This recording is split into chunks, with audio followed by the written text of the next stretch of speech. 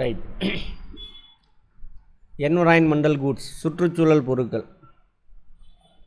சந்தையிடா பொருட்கள், அதான் வந்து மார்க்கெட்டுக்கு வராது, ப்ரொடக்ஷன் பண்ணி மார்க்கெட்டுக்கு வரல, இயற்கையாக இருக்கிறது, அதெல்லாம் தான் என்னது சுற்றுச்சூழல் பொருட்கள். தூய்மையான காற்று, பசுமையான போக்குவரத்து உள்கட்டமைப்பு, பொது பூங்காக்கள், ஆறுகள், மலைகள், பசுமை, மரம் நல்லா இருக்குல்ல, காடுகள், அதெல்லாம் வழிகள், கடற்கரை போன்றவை, இதெல்லாம் வந்து என்னமாமா சுற்றுச்சூழல் பொருட்கள். பொதுவானது எல்லாத்துக்கும், தனி சொத்துரிமை இல்லாத பொதுவாக அனைவராலும் பயன்படுத்தும் இப்பொருட்களை லாப குறிக்கோள்காரர்களின் சுரண்டலிலிருந்து பாதுகாப்பது மனித நல்வாழ்வுக்கு அடிப்படையாகும். ஆமாவா, இதெல்லாமே இயற்கை. இதில் பாருங்கள், இயற்கை எது? தூய்மையான காற்று, பூங்காலாம் நம்மளாக உருவாக்குறது, போக்குவரத்து உள்கட்டமைப்பு நம்ம உருவாக்குறது, ஆறு, மலைகள், பசுமை, காடுகள்லாம் இருக்குல்ல, அப்புறம் வழிகள், அதை விட்டுருங்க, கடற்கரை. இந்த 4 வந்து இயற்கை. மற்ற 2 என்னது நம்ம உருவாக்குறது. சரியா? ஆமாம். இதை நிறைய பேர் என்ன பண்ணுறான், சுரண்டி பயன்படுத்துகிறானுங்க. என்விரான்மெண்டல் குவாலிட்டி, சுற்றுச்சூழல் தரம் என்பது சுற்றுச்சூழல் பண்புகளின் தொகுப்பாகும். எவ்வளோ இருக்கணும், இப்போ அட்மாஸ்பியரில் எவ்வளோ % கார்பன் டை ஆக்சைடு இருக்கணும், ஒரு லிமிட் இருக்கும். அதை தாண்டும் பொழுது பிரச்சனை நமக்கு. அது குறியீடு அப்பப்போ வெளியிடுவான். இப்போ கூட பார்த்தீங்கன்னாக்கா அப்படியே மாதிரி உட்காருங்கம்மா, இங்கே வந்து உட்காருங்க. வரும்பொழுது என்ன ஆகுது, டெல்லியில் காற்று மாசுபாடு இருக்குது சொல்கிறான்னா, தரம் வெளியிடறான்ல, எவ்வளோ பாயிண்ட் இருக்கணும், எவ்வளோ இருக்குது அப்படின்னு அதெல்லாம் பாருங்கள், கேட்பாங்க இந்த இண்டெக்ஸ் நம்பர் குறியீட்டன்.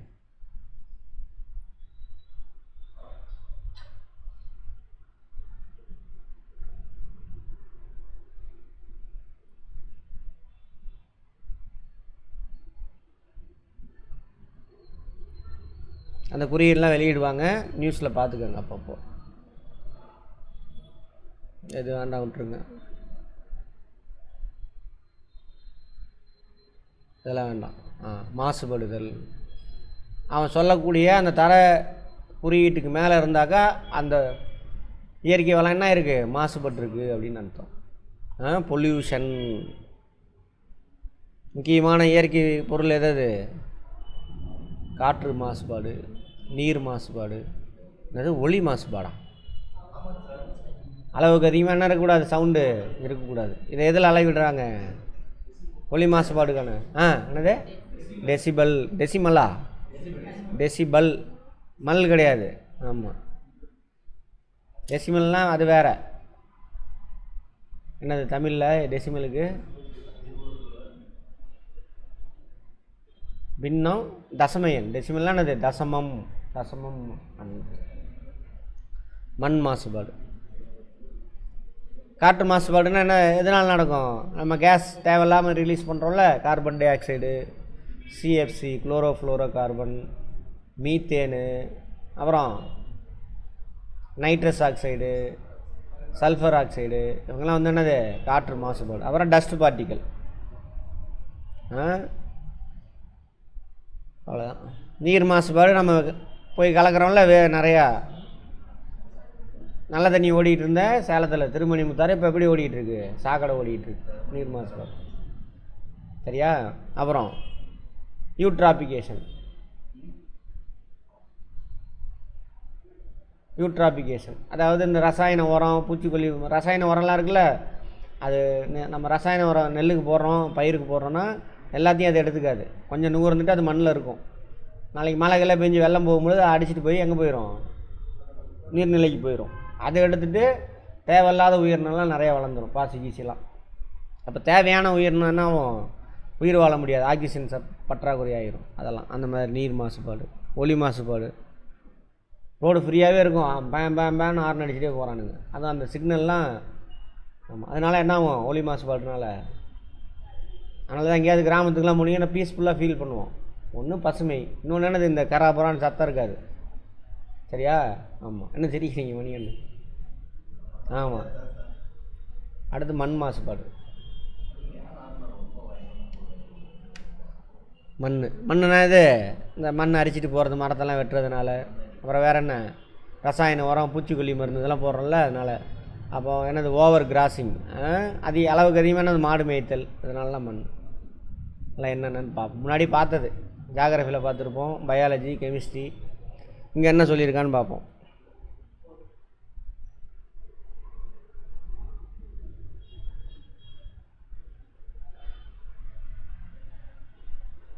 காற்று மண்டலத்தில், காற்று மண்டலம்னா இது வளிமண்டலம். ஆமாவா, வளிமண்டலம்னா என்ன, இங்கிலீஷில் அட்மாஸ்பியர். அப்படின்னா என்ன, சத்தமாக பூமி மேலே கேஸ் மெட்டீரியல் இருக்குது. அந்த கேஸ் மெட்டீரியல் இருக்கக்கூடிய பாட்டு தான் அது வளிமண்டலம், அட்மாஸ்பியர். ஜியாகிரஃபியில் பார்த்துருப்போம், எல்லா சப்ஜெக்ட் லிங்காக அது பாருங்கள்.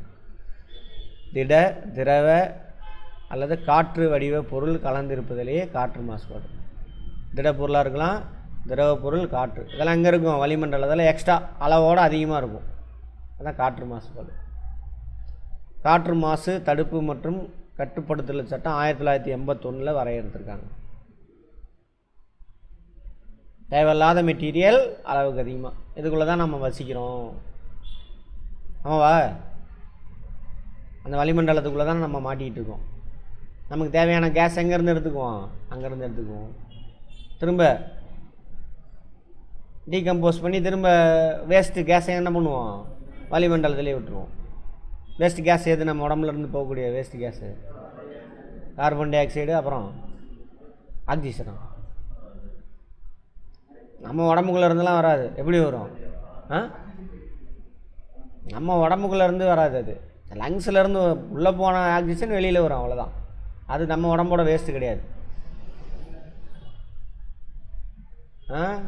வாட்ரு வேப்பரு, சரியா, அது நம்ம உடம்புலேருந்து வரக்கூடியது. சரி, காற்று மாசுபடுதலின் வகைகள். உட்புற காற்று மாசுபாடு, வசிப்பிடத்திற்குள், வீட்டுக்குள்ளே என்ன பண்ணுறோம், அடுப்புலாம் எரிக்கிறோமா, அதிலேருந்து என்ன கார்பன் டை ஆக்சைடு இதெல்லாம் வெளியில் வருமா. இல்லை மெயினாக திட எரிபொருள். எது திட எரிபொருள், வீட்டில் விறகு, எருவாமட்டை, அதெல்லாம் வந்து என்னது திட எரிபொருள். சார் அப்போ கேஸு அதில் கம்மியாக இருக்கும், அதுலேயும் ரிலீஸ் ஆகும், கம்மியாக இருக்கும். அடுத்து வெளிப்புற காற்று மாசுபாடு. வீட்டை விட்டு வெளியில் என்ன பண்ணுறோம், பைக் கீக்கெலாம் போகுதா, மோட்டார் வாகனங்கள் வெளியிடுறது, தொழிற்சாலையிலேருந்து வெளியிடுறது, ஏதாவது என்ன பண்ணுறோம், போகி பண்டிகைன்னு வச்சு எரிச்சிருப்போமே இப்போ, அதெல்லாம். அப்புறம் காடு தீ பற்றிக்கிறது, இப்போ அடுத்த மாதம் பற்றிக்கும் பாருங்க இருக்காடுங்கெல்லாம், சரியா, அதிலேருந்து ரிலீஸ் ஆகக்கூடிய கேஸ். வாகனங்கள்லேருந்து வெளிப்படக்கூடிய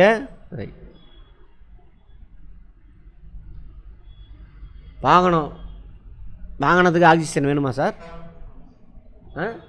எப்படி நம்ம உடம்புல கார்போஹைட்ரேட்டு உடையும் பொழுது ஆக்சிஜன் வேணுமோ, அதே ப்ராசஸ் தான் வாகனத்துலேயும். பெட்ரோல் டீசல் வச்சு ஓட்டினீங்கனாக்கா அதுக்கு ஆக்சிஜன் சப்ளை வேணும், சரியா. அதுவும் என்னது கார்போஹைட்ரேட் தான், CHO தான் அதுவும். ப்ளஸ் வளிமண்டலத்திலேருந்து ஆக்சிஜன் எடுத்துக்கும், சரியா. அப்போ ரிலீஸ் ஆகும், கார்பன் டை ஆக்சைடு ரிலீஸ் ஆகும், ப்ளஸ்ஸு நைட்ரஸ் ஆக்சைடு ரிலீஸ் ஆகும், வளிமண்டலத்தில் ரிலீஸ் பண்ணும். இந்த கார்போஹைட்ரேட்டுக்குள்ளே இருக்கக்கூடிய ஹீட்டு ரிலீஸ் ஆகும். அந்த ஹீட்டை வச்சு தான் ஆகும், என்ஜினும் ஒர்க் ஆகும். ஓகேவா, பார்ப்போம். என்ஜின் ஒர்க் ஆகும். கரியமில வாயு அப்படின்னா என்னது, கார்பன் டை ஆக்சைடு. கரியமில வாயுனா கார்பன் டை ஆக்சைடு, ஓகேவா. ஆக்சிஜன் வளிமண்டலத்திலேருந்து எடுத்துக்கும், ஆக்சிஜன் கூட கார்பன் வந்து சேர்ந்துடும், அதானது இது கரியமில வாயு. அப்போ அதிகமாக வாகனம் ஓட்டணும்னா என்ன ஆகும், அதிகமாக இந்த கார்பன் டை ஆக்சைடு ரிலீஸ் ஆகும், அட்மாஸ்பியரில் ஓட்டு குறைஞ்சி CO2 அதிகமாகிடும், சரியா.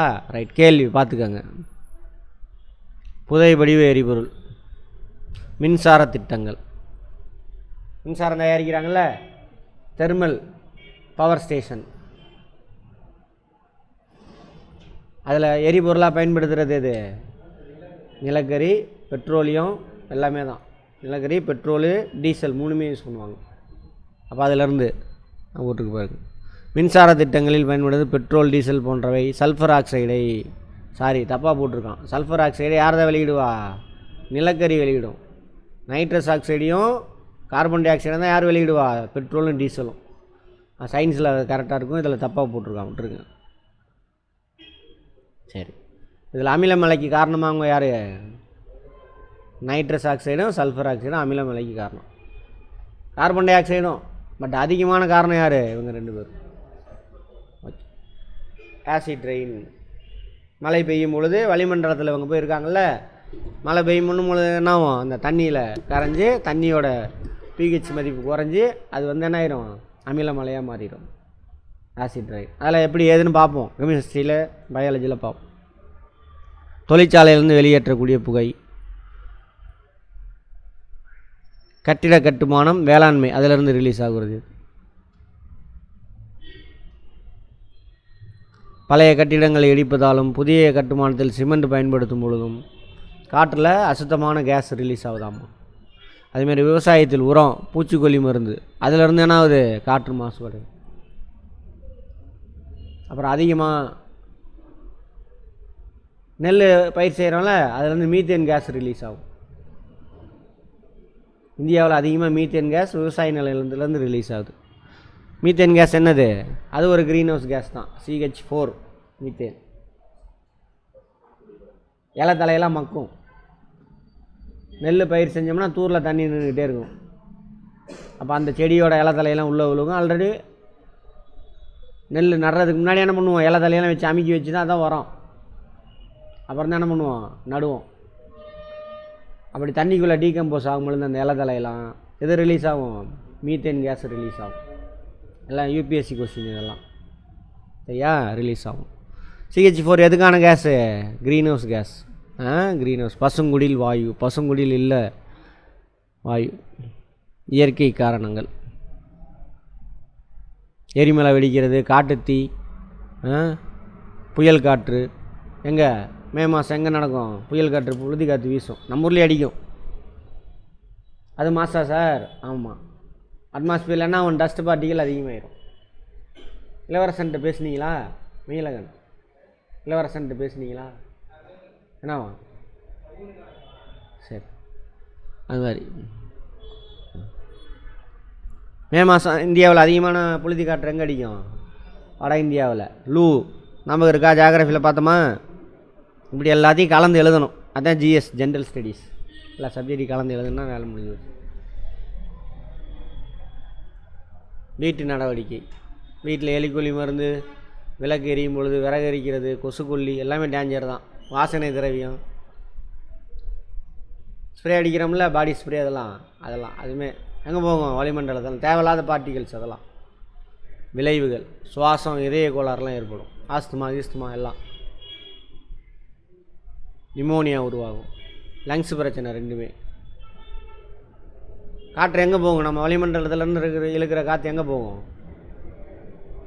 வளிமண்டலத்தில் காற்று நம்ம உடம்புக்குள்ளே எங்கே போகும்? நுரையீரல். கரெக்டாக? நுரையீரல் என்ன பண்ணும்? இப்போ தேவையில்லாமல் இருக்குல்ல, அதெல்லாம் ஃபில்ட்ரு பண்ணும். அப்போ நுரையீரல் பாதிக்கும். அதுதான் நிமோனியா, காய்ச்சல், ஆஸ்துமா. ஆஸ்துமானா என்னது? மூச்சு திணறல் நோய். மூச்சு சுவாசிக்க முடியாது, அடைச்சிக்கும். இது மாதிரி பாதிக்கும். புவி வெப்பமடைதல், குளோபல் வார்மிங். இந்த க்ரீன் ஹவுஸ் கேஸ் அதிகமாக இருக்கனால ஜாகிரஃபி, கெமிஸ்ட்ரியில் பார்த்துருப்போம். க்ரீன் ஹவுஸ் கேஸ் அதிகமாகிறதுனால என்ன ஆகும்? ஹீட் அதிகமாகும். அட்மாஸ்பியரில் ஹீட் அதிகமாகும். ஹீட் அதிகமாகிறதுனால என்ன நடக்கும்? கிளைமேட் சேஞ்சு நடக்கும். அப்புறம் பனி பிரதேசங்களில் பனியெலாம் என்ன ஆகும்? உருகும். அப்போ கடலோட நீர்மட்டம் என்ன ஆகும்? உயரும். நிலத்தோட அளவு என்ன ஆகும்? குறையும். Very good. அவ்வளோதான் மெயின்ஸ் கொஸ்டின் இது. நான் அந்த கிளாஸ்லாம் அட்டன் பண்ணோன்னா சொல்லுவீங்க நீங்களுமே எல்லாமே. அடுத்தது அதை தான் சொல்கிறாங்க. அப்போ கடல் மட்டம் உயர்னா நான் கடல் வாழ் உயிரினம்லாம் அழிஞ்சு போயிடும். சூரிய ஒளி ரொம்ப தூரத்துக்கு போகாதில்ல, தண்ணிக்குள்ளே கொஞ்சம் தூரம் தான் போகும். அது கீழே என்ன ஆயிரும்? கடல் மட்டம் உயர்ந்தா சூரிய ஒளி கிடச்சிக்கிட்டு இருந்த இடம்லாம் சூரிய ஒளி கிடைக்காது. சரியா? அன்றைக்கி ஃபிசிக்ஸில் பார்த்தோம் இது ரிலேட்டடாக. அப்போ அங்கே உள்ள உயிரினம் என்ன ஆயிரும்? செத்து போயிடும். மெயினாக ஃபஸ்ட்டு தாவரம் அழிஞ்சிரும். தாவரத்துக்கு என்ன வேணும்? சூரிய ஒளி வேணும். தாவரம் அழிஞ்சிச்சுன்னா அங்கே உள்ள மற்ற விலங்குகள்லாம் அழிஞ்சிடும். Very simple. உனக்கு என்னமோ பெருசாக ஆக படிப்புனா அது இதுன்ட்டானுங்க. அதெல்லாம் ஒன்றுமே கிடையாது. டுபாகூர் எல்லாமே. அப்போ தான் நீங்கள் படிக்க வர மாட்டீங்க. அதுக்காக பண்ண வேலை இந்த ஒரு குரூப்பு. ஆமாம் போட்டிருக்கு. வெப்ப அளவு உயருது. துருவ பகுதி பனிப்பாறை என்ன ஆகும்? துருவ பகுதி தெரியும்ல, எது துருவ பகுதி? 66 டிகிரிக்கு மேலே. சரியா? தென் அரைக்கோளம் சரி, வட அரைக்கோளம் சரி, 66 டிகிரி லேட்டிடியூடுக்கு மேலே. அவ்வளோதான் உருகும். எல்லா வார்த்தைக்கும் அர்த்தம் தெரியணும். இதனால் நிலப்பகுதி கடலில் முழுகும் அபாயம் உள்ளது. உயிரினங்கள் இடம் மாறவும் அழியவும் செய்கிறது. இப்போ பார்த்தோம்ல, இந்தோனேசியா தலைநகர் ஜகார்த்தா கடலில் மூளை போகுது. அந்த இடத்துல உள்ளவங்களாம் வேறு இடத்துக்கு போவான். போகும்பொழுது என்ன ஆகும்? காட்டை அழிக்கணும். இப்போ காட்டில் உள்ள எல்லா உயிரினும் மரங்கிறோம் செடியெல்லாம் அழிஞ்சு அந்த இடத்துல இவன் போய் உட்காருவான். சரியா?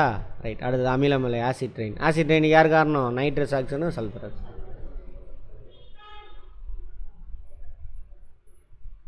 அமிலமலையினால் நமக்கு பிரச்சனை. அதான் புது மலையில் நலையக்கூடாதும்பாங்க. போனீங்கன்னா என்ன ஆகும்? காய்ச்சல் வந்துடும், ஸ்கின் கேன்சர் வந்துடும் ஒரு சிலருக்கு அமிலமலையில் அதில் நனைஞ்சோம்னா. அதான் புது மலையில் நலையக்கூடாது. அப்படியே நனைஞ்சிட்டிங்கனாலும் என்ன பண்ணுங்க, நல்லா தொப்பை நனைஞ்சிருங்க. அரைக்குறையாக நனைஞ்சிங்கன்னா காய்ச்சல் வந்துடும். ஏன்னா ஆசிட், விலங்குகள் மைக்ரோப்ஸ்லாம் செத்து போகுது. அதேமாதிரி அமிலமலையினால தான் பவளப்பாறையை பார்த்தோமா ஜியாகிரஃபியில், அதெல்லாம் நிறைய அழிஞ்சிருக்கு. செடி கொடி பயிர்கள் எல்லாம் அழியும். அப்போ நம்ம கட்டின பில்டிங் அதெல்லாம் அரிக்கும். யார்? அமிலமலை. யூபிஎஸ்சி கொஸ்டின் இதெல்லாம் ஐஏஎஸ் கொஸ்டின் பார்த்துக்கோங்க. ஐஏஎஸ்லேயே கேட்குறான்னா பார்த்துக்கோங்க, உங்களுக்கு தான் சும்மா. ஆனால் ஜுஜிபி இதெல்லாம் ஒரு கொஸ்டினே இல்லை. யூட்ராபிகேஷன்.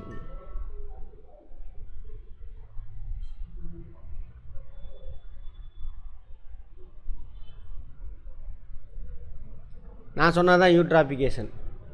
இந்த உரம் கரம்லாம் இருக்குல்ல, அதில் நைட்ரஜன் ரிலீஸ் ஆகி தேவையில்லாத மைக்ரோப்ஸ்லாம் வளிமண்டலத்தில் இருக்கும். நைட்ரஜனை எடுத்துகிட்டு இந்த மைக்ரோப்ஸ் இருக்குல்ல, பங்கை பாக்டீரியாலாம் சாப்பிட்டுட்டு அவங்க நுகர்ந்து நிறையா மைக்ரோப்ஸ் வளிமண்டலத்தில் அதிகமாகிடும். தண்ணியில் சொன்னேன் நான், வளிமண்டலத்தில் அது மாதிரி உருவாகும். மீன்களை பெருமளவு பாதிக்குது சொன்னேன் இல்லையா? தண்ணியில் உரங்கிறவெல்லாம் தண்ணியில் போயிடும். அதை எடுத்து சாப்பிட்டுட்டு தேவையில்லாத பங்கை பாசி கீசிலாம் வளர்ந்துடும். அவங்க ஆக்சிஜனை எடுத்துக்குவாங்க, பாசி கீசிலாம். அப்போ மீன்களுக்கு என்ன இருக்காது? ஆக்சிஜன்லாம் போயிடும். அப்போ மீன்லாம் செத்து போயிடும். அதான் சொல்கிறாங்க. பாசி ஆக்சிஜன் எடுத்துக்குமாமா? எடுத்துக்குமா? எதுக்கு எடுத்துக்கும்? நைட்டில் மட்டும் எடுத்துக்குவோம் நம்ம தானே. சரி, பார்ப்போம், எல்லாத்தையும் பார்ப்போம். வனவிலங்குகள் எண்ணிக்கை குறைதல். என்ன பண்ணிக்கின்றான்? ஆக்சிஜன் எடுத்துக்குமா? நைட்டு மட்டும் எடுத்துக்கும். தாவரங்கள் பகலில் எடுக்குமா? Very good. சரி, எதுக்கு எடுத்துக்கும்? உணவு தயாரிக்க ஆக்சிஜன் எடுத்துக்குமா? உணவு தயாரிக்க கார்பன் டை ஆக்சைடு தான் எடுத்துக்கும். உணவு செரிமானமாகறதுக்கு தான் என்ன தேவை? ஆக்சிஜன் தேவை. பார்ப்போம், வெயிட் பண்ணுங்கள். வனவிலங்குகளின் எண்ணிக்கை குறைஞ்சி போயிடும். காற்றெல்லாம் அழிக்கிறோமா? அதனால் ஓசோன் படலம் பலவீனம் அடையுது. ஓசோன் படலம் எந்த லேயரில் இருக்குது? Second layer. பேர் என்னது? இதுக்கு பேர் ஸ்ட்ராட்டோஸ்பியர். அவன் இங்கிலீஷ் பார்த்து வச்சுக்கோங்க. தமிழில் ஒவ்வொரு பேராக வச்சுட்டான். படையடுக்கு, ரெண்டாவது அடுக்கில் மேல் லேயர் இருக்கும் ஓசோன். ஓசோனோட ஃபார்முலா என்ன? O3. குட். ஓசோன். இது என்ன இதனால் நமக்கு என்ன நன்மை? சூரியனிலேருந்து வரக்கூடிய அதிக அதிர்வெண், அந்த வார்த்தை சேர்த்துக்கோங்க, மொட்டையாக படிக்காதீங்க. High frequency UV rays. ஃப்ரீக்குவென்சினா என்னென்னு இன்றைக்கி பார்ப்போம். அதிக அதிர்வெண் கொண்ட புற ஊதா கதிர்களை அப்சர்வ் பண்ணிக்கும். சரியா? ஏன் அதிக அதிர்வெண் கொண்ட புற ஊதா கதிர்கள் என்னென்னு நமக்கு தீங்கு? ஸ்கின்னில் பட்டுச்சுனாக்கா கேன்சர் வரும். சரியா? அப்போ லோ ஃப்ரீக்குவென்சி புற ஊதா கதிர்கள், குறை அதிர்வெண் கொண்ட யூவி ரேஸ், அது என்ன பண்ணும்? நம்ம ஸ்கின்னில் பட்டுச்சுன்னா என்ன பண்ணணும்? நம்ம ஸ்கின்னு அதை வச்சு விட்டமின் டி ப்ரொடியூஸ் பண்ணிக்கும். ஓகேவா? விட்டமின் டியோட தேவை என்ன? எலும்பு ஸ்ட்ராங்காக இருக்கணும். கால்சியத்தை கொண்டு போய் எதில் ஒட்ட வைக்கணும்? எலும்பில் ஒட்ட வைக்கணும். அதை ஒட்ட வைக்கிறவர் தான் யார்? Vitamin D. வளிமண்டல அசுத்தம். யார் யார் மெயினாக ஓசோன் படலத்தை டெப்ளீட் பண்ணுறவர் யார்? சிஎஃப்சி. இவர் தான் மெயினான ஆள். இது சிஎஃப்சி எங்கேருந்து ரிலீஸ் ஆகுது அதிகமாக? ஃப்ரிட்ஜு, குளிர் சாதன பெட்டி, அதெல்லாம்.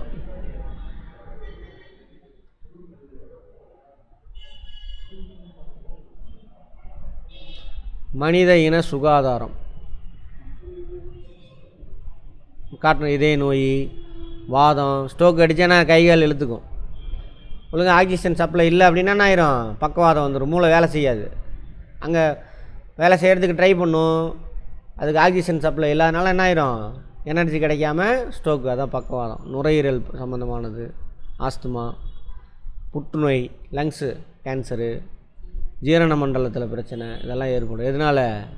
இந்த கேஸ், அதாவது அட்மாஸ்பியர் பொல்யூஷன்னால். 15 வயதிற்கு உட்பட்ட குழந்தைகளின் 93% பேர் மாசுபாற்ற காற்றை சுவாசிப்பதால் உடல்நலம் பாதிக்கப்பட்டு மோசமான இடருக்கு உள்ளாகின்றனர். உலக அளவில் 15 வயசு கீழே இருக்கக்கூடிய குழந்தைங்க 93% பேர் பாதிக்கிறாங்களாம். அப்படின்னு யார் சொல்கிறா? WHO, வேர்ல்டு ஹெல்த் ஆர்கனைசேஷன் கட்டுப்படுத்தும் வழிமுறை. இதுதான் நமக்கு தெரியும். ஆலைகள், ஃபேக்ட்ரிலாம் என்ன பண்ணணும்? தூரமாக கொண்டு போய் அமைக்கணும். புகைப்போக்கி நுட்பத்தை பயன்படுத்தணும். புகை என்ன பண்ணணும்? ட்ரீட்மெண்ட் பண்ணி அனுப்பணும். கெமிஸ்ட்ரியில் படிச்சிருப்போம் அதெல்லாம். நிறையா செடி மரம்லாம் நடணும். அவங்க என்ன பண்ணுவாங்க? க்ரீன் ஹவுஸ் கேஸெல்லாம் என்ன பண்ணுவாங்க? நான் க்ரீன் ஹவுஸ் கேஸாக கன்வெர்ட் பண்ணுவாங்க. மரபுசாரா எரிபொருள் ஆற்றங்களை பயன்படுத்தணும். Non conventional fuels, biogas, compressed natural gas, LPG gas. ஏன்னா இவங்கள்லேருந்து ரிலீஸ் ஆகக்கூடிய கார்பன் டை ஆக்சைடு இதெல்லாம் கம்மியாக இருக்கும். அதே நேரத்தில் நைட்ரஸ் ஆக்சைடோ சல்ஃபர் ஆக்சைடோ ரிலீஸ் ஆகாது. அதோட பெஸ்ட்டு அது சோலார் எனர்ஜி. நம்மளாம் பயன்படுத்தலாம் சோலார் எனர்ஜி. சோலார் எனர்ஜி என்னது? ரொம்ப நாளாக பயன்படுத்தலை, இப்போ தான் பயன்படுத்துகிறோம். அதே நேரத்தில் என்விரான்மெண்டல் ஃப்ரெண்ட்லி ஃபியூயல், சுற்றுச்சூழல் நண்பன் அப்படின்னு சொல்லுவாங்க. பொது போக்குவரத்து சாதனம் பயன்படுத்தும். அது எனக்கு பொது போக்குவரத்து சாதனம். தனித்தனி வெஹிக்கிள், கார், ஒருத்தனுக்கு ஒரு காரை ஓட்டிகிட்டு போகிறான். அவனை மட்டுமா அந்த கார் இழுத்துட்டு போகுது? அந்த காரோட எல்லா பொருளும் இழுத்துட்டு போகுது. அப்போ அந்த எல்லா பொருளுக்குமா எனர்ஜி எக்ஸ்ட்ரா என்ன ஆகும்? வேஸ்ட் ஆகும். அதனால தான் பாருங்கள், பைக் 50 கிலோமீட்டர் தரும், கார் எத்தனை கிலோமீட்டர் தான் தரும் மைலேஜ்? 10 கொடுத்தா பெரிய விஷயம். அதில் ஏசி வேறு போட்டுக்குவான், அது இன்னும் குறையும், 15,000. அப்படின்னா என்ன அர்த்தம்? அங்கே உள்ள ஃபியூயல் என்ன ஆகுது? அந்தளவுக்கு எரியுதுன்னு அர்த்தம். அந்தளவுக்கு கார்பன் டை ஆக்சைடையும் நைட்ரஸ் ஆக்சைடையும் அது ரிலீஸ் பண்ணுதுன்னு அர்த்தம். அப்போ எல்லோரும் எதில் போகலாம்? ட்ரெயினில், பஸ்ஸில் போனால் நல்லது அப்படின்னு சொல்கிறாங்க. இதெல்லாம் நீங்கள் தான் எழுதணும் போயிட்டு. ஏன்னா பாலிசி மேக்கர் யார்? நீங்கள் தான். கவர்மெண்ட் எம்ப்ளாயி தானே. நீங்கள் கொடுக்குறத வச்சு தான் அரசாங்கம் முடிவு எடுப்பாங்க. நீங்கள் தான் செயல்படுத்த போகிற. இதை புரிஞ்சு அதுக்கு தகுந்த மாதிரி நீ ஃபீல்டில் ஒர்க் பண்ணுவ. அப்போ யாருக்கு நல்லது? நம்ம எல்லாத்துக்கும் நல்லது. மனப்பாடம் பண்ணிட்டு போய் உட்காந்து என்ன ஆகும்? சும்மா பெஞ்சு தேய்ச்சிட்டு ஏதோ ஒன்று செஞ்சால் போயிட்டே இருக்க வேண்டியதான். நீர் மாசுபாடு அடுத்தது. தண்ணி ரொம்ப ரொம்ப முக்கியமா இல்லையா? உயிரினங்களுக்கு ஆபத்தான, உடல்நலனை கெடுக்கின்ற பொருள்களையோ சக்திகளையோ மனிதன் நேரடியாகவோ மறைமுகமாக நீர்நிலைகளுக்கு செலுத்துதல், அதான் என்னவா? நீர் மாசுபாடு. புரியுதா? வகைகள்: நில மேற்பரப்பு நீர், நிலக்கூட மேற்பரப்பு நீர் மாசுபாடு. மேற்பரப்பு நீர்லாம் எது? ஆறு, ஏரி, குளம், குட்டை, கடல், இதெல்லாம். அது எப்படி மாசுபாடு அடையும்? அந்த பக்கத்தில் இருக்கக்கூடிய, இப்போ திருமணி முத்தாறு சேலம் சிட்டியில் இருக்கும் எல்லா வீட்டு உபயோக தண்ணியும் எங்கே போகுது? அங்கே தான் போய் கலக்குது. ஃபேக்ட்ரி கீட்ரி, அந்த ஈரோடு, திருப்பூர்லாம் என்ன ஆகுது? சாயப்பட்டையெல்லாம் இருக்கா? அது அதே மாதிரி வேலூரில் பார்த்தோம்னா என்ன இருக்கும்? வேலூரில் 12 தொழில், அதோட கழிவுகள்லாம் எங்கே போய் கலக்கும்? ஆற்றுல.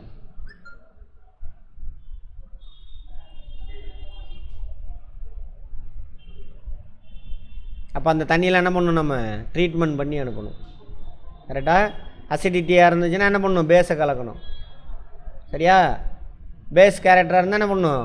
ஆசிட்டை மிக்ஸ் பண்ணி ட்ரீட்மெண்ட் பண்ணி அனுப்பணும். கெமிஸ்ட்ரியில் பார்த்துருப்போம். அல்லது நிலத்தடி நீர் மாசுபாடு. சரியா? மழை பெய்யும் பொழுது நான் ஊறி உள்ளே போய் உட்காந்துருக்கும், ஜாகிரஃபியில் பார்த்துருப்போம். அந்த தண்ணியை நாம் மாசுபாடு வரும். வாயு, கேஸ், ஏதோ ஒன்று, எண்ணெய் பொருள், வேதியியல் பொருள், இதெல்லாம் வந்து என்ன பண்ணுதான், நிலத்தடி நீரை மாசுபடுத்துதாம்மா. ஏன்னா ஊடுருவி தானே உள்ளே போகணும். அப்போ நடுவில் ஏதாவது எண்ணெய் கிண்ணம் இருந்ததுன்னா அதையும் எடுத்துகிட்டு போயிடும்.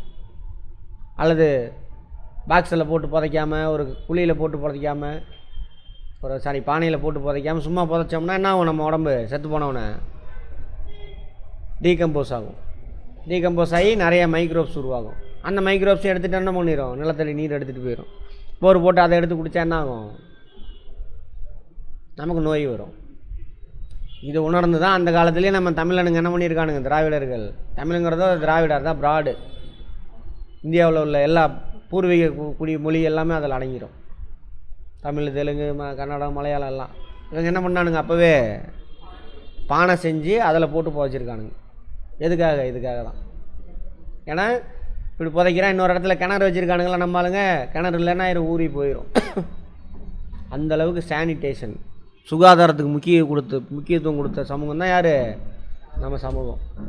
அதை நடுவில் வந்து ஒரு குரூப்பு கடவுள் பேரை சொல்லி ஊரை ஏமாற்றி அவங்களெல்லாம் அடிமையாக்கி, உனக்கு படிப்பு வராது, கல்வி வராதுன்னு சொல்லி வரலாறில் பார்ப்போம்.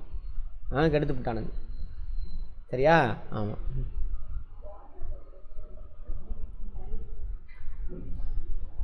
நுண்ணுயிரியல் மாசுபாடு, அதான் சொன்னேன் இல்லையா, நிலத்தடி நீரென்னா மைக்ரோப்ஸ்லாம் அதில் போய் கலந்து போயிரு, திரும்ப போர் போட்டு எடுத்து குடிச்சோன்னா பிரச்சனை.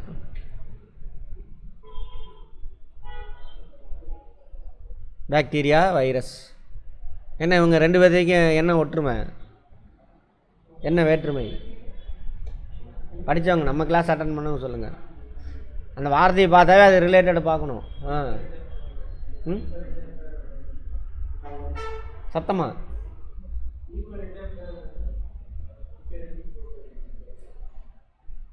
Eukaryotic, prokaryotic. வைரஸ் நீங்கள் எதுலேயுமே வைக்க முடியாது. வைரஸ் வந்துட்டு உயிர் உள்ளது, உயிரற்றது, ரெண்டு கேரக்டர் உள்ளது. ஒரு செல்லுக்குள்ளே போனால் தான் அது உயிர் கிடைக்கும். சரியா? அது ரெண்டாம் கட்டம். பாக்டீரியாவை தான் நீங்கள் அதில் எடுத்துகிட்டு போகலாம். பாக்டீரியா தான் எதில் வரும், ப்ரோகேரியாட்டிக். ப்ரோகேரியாட்டிக் தானே? ஆமாம். ப்ரோவா யூகேரியாட்டிக்கா? ப்ரோகேரியாட்டிக். பயாலஜி இருக்காங்க அங்கே தான். ரெண்டும் யூனிசெல்லுலார். பட் இப்போ வைரஸ் வந்துட்டு வெளியில் சுற்றிக்கிட்டு இருக்கும் பொழுது அதுக்கு உயிர் இருக்காது, ஒரு டஸ்ட் பார்ட்டிகள் மாதிரி.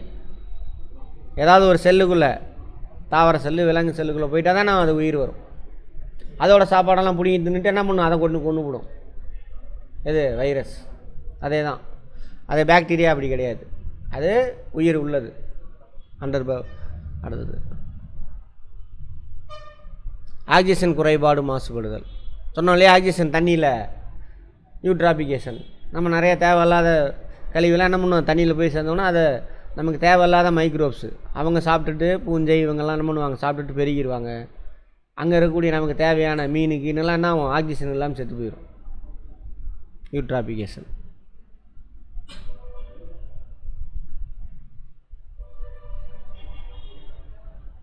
அமோனியாவில் என்ன இருக்கும்,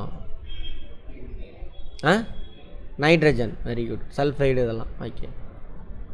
காரணங்கள், கழிவுநீர் வெளியேற்றம், அதாவது நீர்நிலை மாசுபாடு அடையிறதுக்கான காரணம். ஆலை கழிவுகளை கொட்டுதல். எங்கே போய் கொட்டுறோம், தண்ணியில். அதில் பார்த்திங்கன்னா இன்னொன்று இருக்கா, திடக்கழிவுகளை குவித்தல். டெய்லி அள்ளிட்டு போகிறான்ல, ஏதாவது அவுட்டரில் கிராமத்தில் கொண்டு போய் கொட்டி வச்சுருப்பான், ரோட்டு ஓரத்தில் கொட்டி வைக்கிறான். கார்பரேஷனாக இருந்தால் அங்கே கொண்டு போய் கொட்டி வைப்பான். அதை ட்ரீட்மெண்ட் பண்ணி தனியாக பிரித்து எடுக்கணும். அப்புறம் அது வந்து பிளாஸ்டிக் இருக்குது பாருங்கள், அது பயங்கரமான கொடுமை. டீகம்போஸே ஆகாது பிளாஸ்டிக்கு, ஆயிரக்கணக்கான வருஷம் ஆகுமா. அப்படியே டீகம்போஸ் ஆனாலும் சின்ன சின்னதாக மாறி இருக்குது மாலிகுல். அந்த மாலிகுல் தண்ணியில் கலந்து எங்கே போகுது, கடலுக்கெல்லாம் போயிடுது. அதை மீன் கீன்லாம் சாப்பிட்டுட்டு அது மீனோட டிஷ்யூவில் போய் உட்காந்துக்கும். அதை நம்ம தின்னோம்னா நம்ம உடம்புல போய் ரத்தத்தில் போய் அது போய் மூளையில் கீழையில் போய் உட்காந்து நமக்கு கை கால் வராமல் என்னன்னே தெரில, கண்டே பிடிக்க முடியல, செத்து போயிட்டாம்பா பாருங்க. அதெல்லாம் இந்த அந்த பிளாஸ்டிக்கு, அதேமாதிரி இந்த மாதிரி ஹெவி மெட்டல்ஸ்ன்னு சொல்லுவாங்க, ஆஸ்பட்டாஸு, காரியம், லெட்டு, மெர்க்குரி, கிரீஸு, எண்ணெய், பெட்ரோலியம், இவங்களும் இதோட மாலிகுலும் அதே மாதிரி போகும். நம்ம போடுறது மீன் வரை கடல் வரைக்கும் போய் கடலில் உள்ள மீனுக்குள்ளே போய் அதை நம்ம சாப்பிட்டு உயிர் போகிற வரைக்கும் இருக்குது. சரியா? அடுத்து எண்ணெய் சிந்துதல். இப்போ கூட லேட்டஸ்ட்டாக பார்த்துருப்பீங்க, சென்னையில் எண்ணெய் கடலில் சிந்தி நிறைய உயிர் அழிஞ்சு போச்சு. அமிலமலை தெரியும் நமக்கு.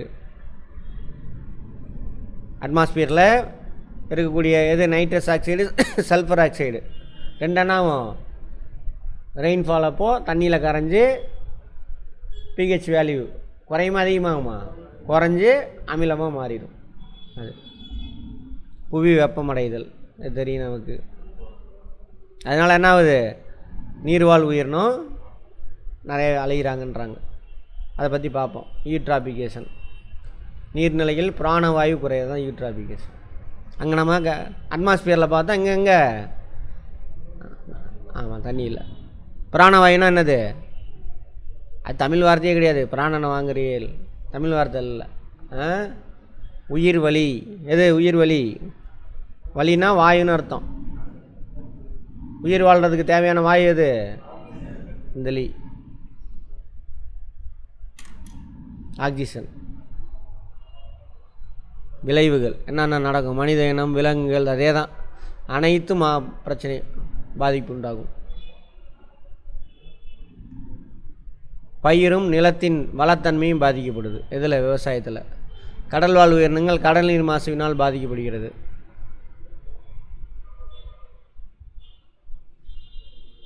நகர்ப்புறங்களில் உள்ள நீர்நிலைகள், குப்பைகள், கழிவு நீர், உற்பத்தி நிறுவனங்கள், மருத்துவ கழிவுகள், சரியாக எல்லாத்தையும் கலக்கிறோம் அதில். இதனால் என்ன ஆகுது? நீர்வாழ் உயிரினங்கள்லாம் செத்து போயிடுது நிறையா. மீன், நண்டு இதெல்லாம் நமக்கு என்னது ரொம்ப முக்கியமா? இதெல்லாம் உணவாக பயன்படுது.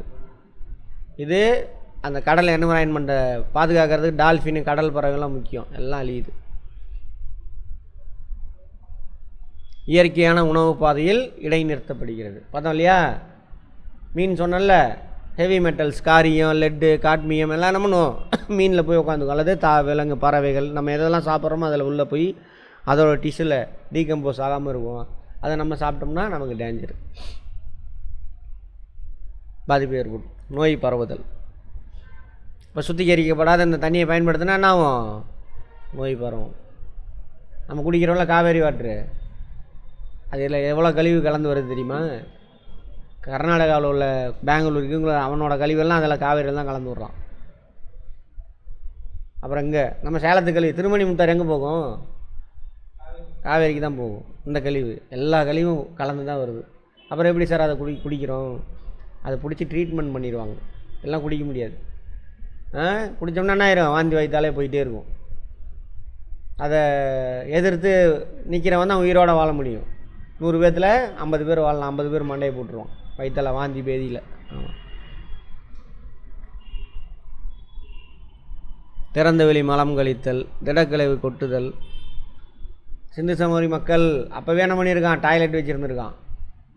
இன்றைக்கி நம்மக்கிட்ட டாய்லெட் இல்லை. 4000 வருஷத்துக்கு முன்னாடி நிறையா கிராமங்களில் டாய்லெட் கிடையாது. அப்போ அவ்வளோ சுகாதாரத்துக்கு முக்கியத்துவம் கொடுத்துருக்கான். யார்? இண்டஸ் வேலி, அதாவது திராவிடர்கள். ஏன்? திறந்த வெளி கழிவுனால என்ன ஆகும்? மைக்ரோப்ஸ் அதை சாப்பிட்டுட்டு பரவும் அப்படியே. அதான் என்னது டைஃபாய்டுலாம் இருக்குல்ல, இதனால தான் பரவும். டைஃபாய்டு, ஹெப்படைட்டிஸ் ஏ. ஹெப்படைட்டிஸ் என்னது? மஞ்சக்காமாலை. மஞ்சக்காமாலை எதனால் வரும்? கல்லீரல் பாதிப்பு, மலேரியா, வயிற்றுப்போக்கு, மஞ்சக்காமாலை, டெங்கு காய்ச்சல், வைரல் காய்ச்சல், புழு தொற்று எல்லாம் ஏற்படும். காட்டில்னா பறந்து வந்துடுவாங்க. இங்கே சுற்றியில் இருக்குது. இப்போ கோடிக்கணக்கான மைக்ரோப்ஸ் நம்மளை சுற்றியில் இருக்குது, நம்ம உடம்புல இருக்குது. குளிச்சுட்டு வந்திருப்போம். இப்போ தொட்டு மோந்து பாருங்கள், நாத்தடி. அந்த பாக்டீரியா, மைக்ரோப்ஸ் தான், பங்கை, அங்கே தான். இயற்கை அமைப்புகளை அழித்தல், டெஸ்ட்ரக்ஷன் ஆஃப் எக்கோசிஸ்டம். எக்கோசிஸ்டத்தை பற்றி பார்த்துருப்போம். அங்கே நம்ம ரொம்ப டைம் வேஸ்ட் பண்ண வேணாம். அதில் ஏதாவது ஒன்று பாதிக்கப்பட்டால் என்ன ஆகும்? எல்லாமே பாதிக்கப்படும். நீர் மாசுவினை கட்டுப்படுத்த எடுக்க வேண்டியது. நீர் நிர்வாக நடவடிக்கை மேற்கொள்ளணும் கவர்மெண்ட்டு. தேங்கு நீர் குளங்களும் முறையான வடிகால் வசதி இருக்கும். இங்கேருந்து போகிற தண்ணியெலாம் என்ன பண்ணணும், அவுட்டில் ஒரு இடத்துல தேக்கி வைக்கிறதுக்கு ஒரு பள்ளமான இடம் உருவாக்கி வச்சுருக்கணும். அதான் அந்த சவுத்துலாம் போனீங்கன்னா ஊருக்கு ஊருக்கு குளம் கொட்டை இருந்துக்கிட்டே இருக்கும், ஏரியெலாம். வடிநீர் கால்வாய்களை டிச்செலாம் இருக்குல்ல, அதை கட்டி பராமரிக்கணும். இது மழை நீருக்கு, இது சாக்கடை தண்ணிக்கு. தண்ணி எங்கே போகுது என்னென்னு என்ன பண்ணணும், நம்ம கண்காணிக்கணும். சட்டவிரோதமாக நம்ம போய் என்ன பண்ணுறோம், நீர்நிலையில் தான் குப்பையெல்லாம் கொட்டிகிட்டு வரோம். அப்புறம் அது இல்லாமல் சடங்கு சாங்கிய சம்பிரதாயன்ட்டு அவனுங்க திங்கிறதுக்கு எல்லாத்தையும் அங்கே கொண்டு போய் கொட்டுறீங்க. எல்லாத்தையும் நம்ம தானே, அவன் சம்பாதிக்கிறதுக்கு பித்துரு சத்துரு பத்துருன்ட்டு. சூரியனுக்கு ராக்கெட் போயிடுச்சு, இன்னும் போய் பித்துருக்கு முன்னோருக்கு படைக்கிறேன்னு சொல்லிவிட்டு அங்கே போயிட்டு திதி கொடுக்குறீங்களா? திதி கொடுக்குறன்ட்டு போயிட்டு நீர்நிலையை அசுத்தம் பண்ணிக்கிட்டு அது அங்கே இருக்குது பாருங்கள். எங்கே காசி கும்பமேளாவா 45 கோடி பேர் போனானுங்களாமா. அதுவும் சின்ன ஊர் போனால் என்ன ஆகும்? அங்கே போயிட்டு எல்லா கழிவையும் அதிலே தான் போட்டு வருவானுங்க. உலகத்துலேயே அசுத்தமான தண்ணி எதுனா காசி தண்ணி தான். புனித தண்ணி. சரி பார்ப்போம், பிரேக் எடுத்துக்கங்க, போயிட்டு வாங்க.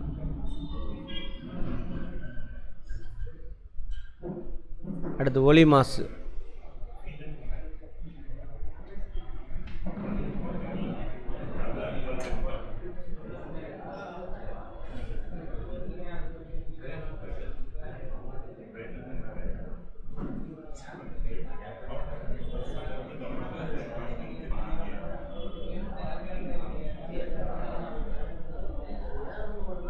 அடுத்து ஒலி மாசுபாடு, நாய்ஸ் பொல்யூஷன்.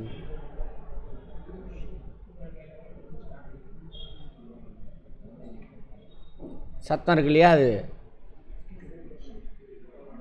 மன அழுத்தத்தை உண்டு பண்ணும்.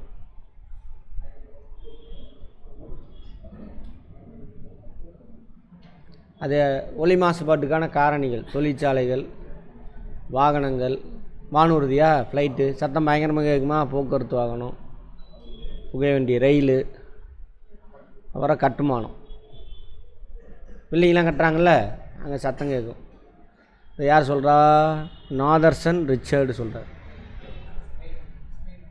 ஸ்க்ரீன் போச்சுன்னா நெட் இல்லைன்னு அர்த்தம். ஓகேவா?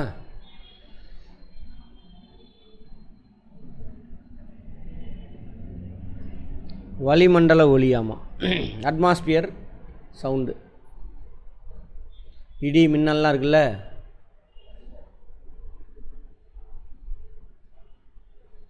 இடி மின்னல் ஒன்று தான், நம்ம தானே. ஸோ வளிமண்டலத்தில் மேகம் மோதுறது இதெல்லாம், அதனால் ஒலி மாசுபாடு இருக்கும். அப்புறம் தொழிற்சாலைகளில் பயங்கரமான சத்தம் இருக்கும். கப்பல் ஆகாய விமானம் அந்த கதையெல்லாம், போர் போடுறது இதெல்லாம் நடக்கும். ஒலி மாசுக்கான காரணங்கள்: மோசமான நகர்ப்புற திட்டமிடுதல், நல்லா கேப் விட்டு பண்ணுறதில்ல, ஃபேக்ட்ரி தனியாக அமைக்கணும், அது மாதிரிலாம் பண்ணுறதில்ல. அதெல்லாம் மோட்டார் வாகன இறைச்சல். இப்போ பைக்கு வந்துட்டோம்னா என்ன ஆயிரும், பிரச்சனை இருக்காது, சத்தமே இல்லாமல் தானே ஓடுது. அது அதெல்லாம் பண்ணும். வெடிக்கிறது, தொழிற்சாலை இயந்திரங்கள், இதெல்லாம் காரணம். விளைவுகள்: காது கேட்காமல் போயிடும், சரியாக மன அழுத்தம் ஏற்பட்டு மென்டல் ஆகிறதுக்கெலாம் வாய்ப்பு இருக்குது. ஹார்ட் வீக் ஆகும். அதேமாதிரி காட்டில் ஃபாரஸ்ட் ஏரியாவில் என்ன பண்ண, விலங்குகள்லாம் சத்தம் கட்டிச்சுன்னா தெரித்து ஓடும், அவங்களுக்கு பாதிப்பு. ரெண்டாவது தான் கட்டுப்படுத்தும் முறைகள். ஒலி தடை. காலேஜ் இந்த மாதிரி இன்ஸ்டியூஷனுக்கெலாம் ஹார்னே அடிக்கக்கூடாது, ஆனால் அடிச்சுட்டே தான் போகிறானுங்க பாருங்கள். படித்தவனும் அப்படி தான் இருக்கான், படிக்காதவன் தெரிஞ்சவன் எல்லோரும் அப்படி தான் இருக்கானுங்க. கிழவன் கூட அப்படி தான் இருக்கானுங்க. அதுமாரி சிங்கப்பூர்லாம் இருக்குல்ல, தேவையில்லாமல் ஹார்ன் அடிச்சிங்கனாக்கா ஃபைன் போட்டுருவான். சிங்கப்பூர்லாம் கேள்விப்பட்டிருக்கீங்களா? தேவையில்லாமல் ஹார்ன் அடிக்கவே கூடாது. புதிய சாலைகள்லாம் உருவாக்குறதாம்மா. போக்குவரத்து நெரிசல் இல்லாமல் இருந்தால் நான் எவனும் ஹார்ன் அடிக்க மாட்டான், அதனால் சொல்கிறாங்க. வேலை செய்ய இடங்களில் ஒலி தடுப்பான்களை, இந்த பில்டிங் இதெல்லாம் கட்டுறானுங்கள்ல, அப்போ பாருங்கள் ஒரு பச்சை கலர் ஸ்க்ரீன் போடுவான். இதுவும் ஒரு காரணம். இதுக்காக தான் சவுண்டு உள்ளே உள்ள சத்தம் வெளியில் வராமல் தடுக்கிறது. அதுமாதிரி சிட்டிக்குள்ளே பாருங்கள், ஹெவி வெஹிக்கிள்ஸ்லாம் இருக்குல்ல, சிட்டிக்குள்ளே பகலில் வரக்கூடாது தெரியுமா? 8 மணி டு 8 மணி வரக்கூடாது. நைட் 8 டு காலைல 8 அப்போ தான் உள்ளே வரணும். அந்த மாதிரிலாம் அப்போ என்ன வாகனத்தோட அளவு குறையும். இதெல்லாம் ஒலிப்பெருக்கி ஸ்பீக்கர்லாம் இந்த முன்னாடிலாம் பாருங்கள், அந்த குழாய் ஸ்பீக்கர்லாம் இருக்கும், சவுண்டு அதிகமாக ஃபங்க்ஷனுக்கு. இப்போ அதெல்லாம் வைக்கக்கூடாது. பாக்ஸு ஸ்பீக்கர் தான் வைப்பாங்க. அதில் சவுண்டு அதிகம். நில மாசு, திடக்கழிவு, கழிவுகளை கொட்டுவதால் நிலத்தினுடைய தரம் என அது குறைவு. திரவ வாயு பொருட்கள் நிலத்தின் தன்மை என்ன பண்ணும், கெடுத்துரும். சுற்றுச்சூழல் செயல்பாடுகளின் பாதுகாப்பு விதி 1997 சொல்லுதாமா. இதை நோட் பண்ணிக்கங்க, ஃபேக்டில் கேட்பான். Environmental protection of environment operations act 1997.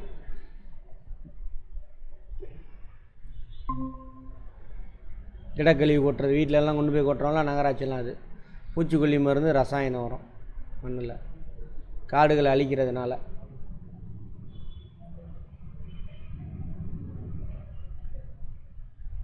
மண்ணரிப்பு ஏற்படும். அதேமாதிரி மண்ணில் இருக்கக்கூடிய இலத்தலை மக்கு இதெல்லாம் நிறையா இருந்ததுனாக்கா அதில் மைக்ரோப்ஸ்லாம் இருக்கும், உயிர் வாழும். மைக்ரோப்ஸ் இருந்தால் தான் அந்த இலத்தலை என்ன பண்ணும், டீகம்போஸ் பண்ணும், தாவரம் நல்லா வளரும். ஓகேவா? ஸோ காடுகளை அழித்தாலும் மண் வளம் பாதிக்கும். அதுமாதிரி மண்ணை அரிச்சிட்டு போயிடும் காட்டை அழிச்சோன்னா. காடுகளை அழித்தல், விவசாய நடவடிக்கை, ரசாயன உரம், பூச்சிக்கொல்லி மருந்தெல்லாம் இருக்குல்ல, அது தெளிக்கிறதுனால. அப்புறம் அதிகமான மேய்ச்சல் தொழிலில் ஈடுபடுறது. சும்மா புரிஞ்சுக்கங்க, எதுவும் மனப்பாடம் பண்ணாதீங்க. அப்புறம் சுரங்கத்தொழில் என்ன பண்ணுறாங்க, உள்ளே வெட்டி எடுத்துகிட்டு வராங்களா. அப்போது அதேமாதிரி இந்த நெகிழி காய் இதெல்லாம் என்ன பண்ணுவாங்க, இதெல்லாம் டீகம்போஸ் ஆகாது. நெகிழிலாம் பிளாஸ்டிக்லாம் மண்ணில் புதைக்கிறது. அப்புறம் நியூக்ளியர் வேஸ்டேஜ் இருக்குல்ல, அணு உலை இருக்குல்ல, அங்கே வேஸ்ட் ஆகக்கூடிய மெட்டீரியலை மண்ணுக்குள்ளே புதைச்சி வைப்பாங்க. அது ரேடியேஷனை வெளியிடும், அது டேஞ்சர். அதெல்லாம் அதே மாதிரி மருத்துவமனை கழிவுகள் அதெல்லாம் மண்ணுக்குள்ளே புதைக்கிறதுனால ஆனால் ரீசைக்கிள் ஆகாமல் தொந்தரவு, மண் பாதிக்கும். தொழில்மயமாதல், இண்டஸ்ட்ரியலைசேஷன், 2ஆம் நிலை தொழிலை நிறைய பண்ணும்பொழுது என்ன, அது காட்டெல்லாம் அழிச்சு கிழிச்சு எல்லாம் பண்ணுறோம். அதோட இருந்து வரக்கூடிய கழிவுகள் எல்லாம். கட்டுமான பணி, கன்ஸ்ட்ரக்ஷன், சிமெண்ட்டு, செங்கல் இதெல்லாம் தயாரிக்கிறோமா, அப்பயும் நிறையா மண் எடுத்து பயன்படுத்துகிறோம். இந்த அணுமின் விரயங்கள், வேஸ்டேஜஸ், நியூக்ளியர் வேஸ்டேஜஸ். விளைவுகள், மண் மாசடையும். மண் மாசடைஞ்சால் எல்லாமே அவுட்டு, உடல் ஆரோக்கியம் கெடும். காற்று, அதனால் காற்று மாசுபடையும். விலங்குகள், தாவரங்கள் எல்லாம் பாதிப்படையும். தீர்வு, அதாவது நான் பயன்படுத்தக்கூடிய பொருளை குறைக்கணும், முடிஞ்சளவு ரீசைக்கிள் பண்ணணும், முடிஞ்சதெல்லாம். சரியா? மறுபயன்படுத்துதல். இப்போ இந்த தண்ணி போகுதா, ரீசைக்கிள் 2 ஒன்று தான். மறுசுழற்சி பண்ணும்பொழுது பொருள் நாம் பயன்படுத்தக்கூடிய பொருளோட அளவு குறையும், என்விரான்மெண்ட் பாதிக்கப்படும். இயற்கையாகவே அழிந்து டீகம்போஸுக்கு மண்ணுக்கு சேதம் விளைவிக்காத பொருளை பயன்படுத்தணும். இப்போ பிளாஸ்டிக்லாம் பயன்படுத்தக்கூடாது. பூச்சிக்கொல்லி மருந்தை கம்மியாக தான் பயன்படுத்தணும். ரசாயன உரம், பூச்சிக்கொல்லி மருந்தெல்லாம் விவசாயத்தில். அதே மாதிரி விவசாயத்தில் கிராப் சைக்கிள். இப்போ நெல் போட்டோம்னா அடுத்து இது போடணும், பருப்பு வகை அந்த மாதிரி, அப்புறம் பருத்தி. அப்போ மண் வளம் என்னாகும், பாதுகாக்கப்படும். ஒரே நெல்லையே போட்டுக்கிட்டே இருந்தீங்கன்னாக்கா அதில் நெல்லுக்கு தேவையான சத்தெல்லாம் அது உறிஞ்சிக்கும். இங்கே சித்தேஸ்வரன் நீங்கள் தான் வந்த மாதிரி இருந்துச்சு, கிளம்பிட்டு அப்படியா?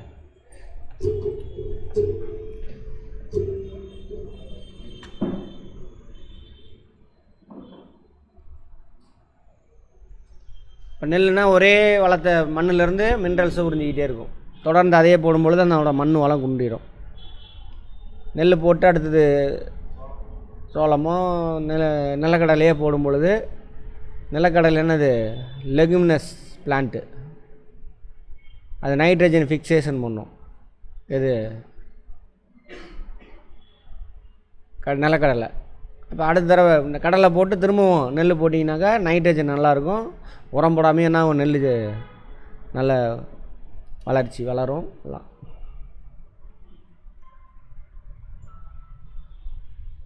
தேவையில்லாத பொருளாக என்ன பண்ணணும், பிரிக்கணும். நெகிழியை முற்றிலுமாக குறைக்கணும். பிளாஸ்டிக். புவி வெப்பமயமாதல், குளோபல் வார்மிங். குளோபல் வார்மிங்னா எது வெப்பமடையும்?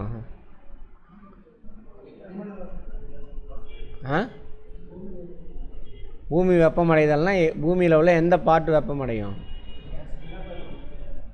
நிலப்பரப்பா? வளிமண்டலம். வளிமண்டலத்தில் எந்த அடுக்கு?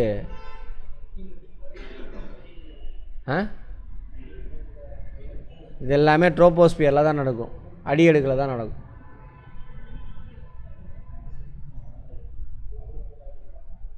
பூமியோட வளிமண்டலம் அதில் என்னென்ன இருக்கும்? க்ரீன் ஹவுஸ் கேஸ் இருக்கும்.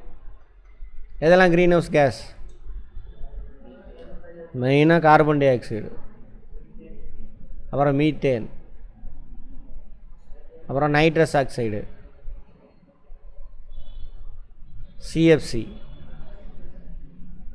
எல்லாம் க்ரீன் ஹவுஸ் கேஸ். அது போக H2O molecule. UPSC question, IAS question பார்த்துக்கோங்க. Sir H2O molecule greenhouse கேஸ்னா ஆமாம். எப்படின்னு பார்ப்போம் பார்க்காதவங்களுக்கு. ஆனால் இதை தவிர்க்க முடியாது, மற்றதை தவிர்க்கலாம். க்ரீன் ஹவுஸ் கேஸில் முக்கியமான ஆள் யார்? Carbon di oxide. இவர் தான் அதிகமாக வெளியிடுறோம். சல்ஃபர் ஆக்சைடு வராது. சரியா? ரைட். வளிமண்டலத்தில் நீங்கள் சொன்னது அட்மாஸ்பியர். வளிமண்டலம் என்னென்னு இப்போ தான் கொஞ்சம் நேரத்துக்கு முன்னாடி பேசணும். பூமியிலேருந்து வெளியாகக்கூடிய வெப்பத்தை இந்த கேஸ் தான் பிடிச்சி வச்சுக்குவாங்க. அவங்க தான் என்னது? Green house case. அதுமாதிரி சேலத்தில் இன்றைக்கி 30 டிகிரி பதிவானதுன்னு சொல்கிறாங்களே, எதில் உள்ள வெப்பநிலை? சேலத்து மேலே இருக்கக்கூடிய வளிமண்டலத்தில் எவ்வளோ வெப்பநிலை இருக்குது? வெப்பநிலைன்னா என்ன? இங்கிலீஷில் டெம்பரேச்சர். அப்புறம் இங்கிலீஷ் ட்ரான்ஸ்லேஷன் நானே சொல்லிடுறேன். வெப்பநிலைன்னா என்ன? Very good. அந்த பொருளில் இருக்கக்கூடிய மூலக்கூறினுடைய இயக்க ஆற்றல் எவ்வளவு, சராசரி இயக்க ஆற்றல் எவ்வளவு, அதானது டெம்பரேச்சர், வெப்பநிலை. வெப்பமும் வெப்பநிலையும் ஒன்றா? வேறு வேறு. வெப்பம் வேறு, வெப்பநிலை வேறு. சரியா?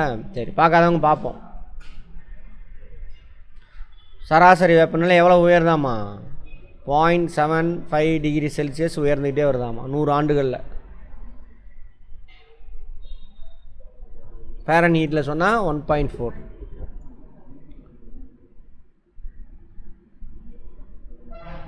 ஆயிரத்தி 1995 அப்புறம் குறுகிய காலத்தில் இருக்குது. 1975 அப்புறம் என்ன காரணம்? அதான் எல்பிஜி பாலிசி, எக்ஸ்போர்ட் இம்போர்ட்டு, உற்பத்தி பெருக்கம், இதெல்லாம் நிறையா ஃபேக்ட்ரி வந்துச்சா. அதெல்லாம் greenhouse gas, methane, chlorofluorocarbon, nitrous oxide plus H2O மாலிகுலை விட்டுட்டான். அதை நம்ம தவிர்க்க முடியாது, அதை விட்டுருங்க. H2O மாலிகுல் வளிமண்டலத்துக்கு போனால் தான் என்ன கிடைக்கும் நமக்கு? தீபிகா, மழைப்பொழிவு. இங்கேருந்து H2O மாலிகுல் வளிமண்டலத்துக்கு போனால் தான் அதான தண்ணியாக கீழே கொட்டும், மழைப்பொழிவு. இதெல்லாம் பசுங்குடில் வாய்க்கால் கேட்பாங்க. பசுங்குடில் வாய்க்கால் எது எது? யூபிஎஸ்சி இது இந்த கொஸ்டின் இல்லாத இருக்கவே இருக்காது. என்விரான்மெண்டல் சயின்ஸு இல்லாத கொஸ்டின் ஒன்று கூட இருக்காது. ஐஏஎஸ்லேருந்து கான்ஸ்டபிள் வேலை வரைக்கும்.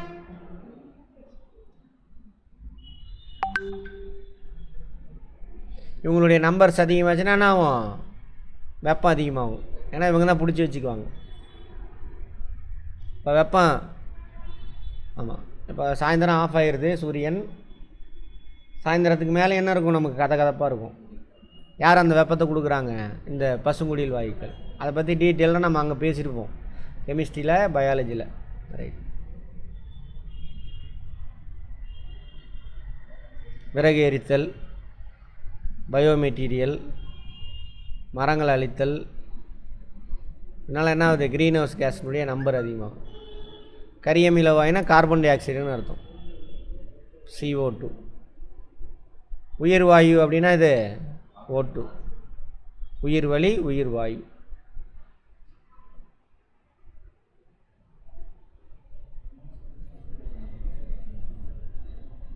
இது முன்னாடியே பேசியாச்சு.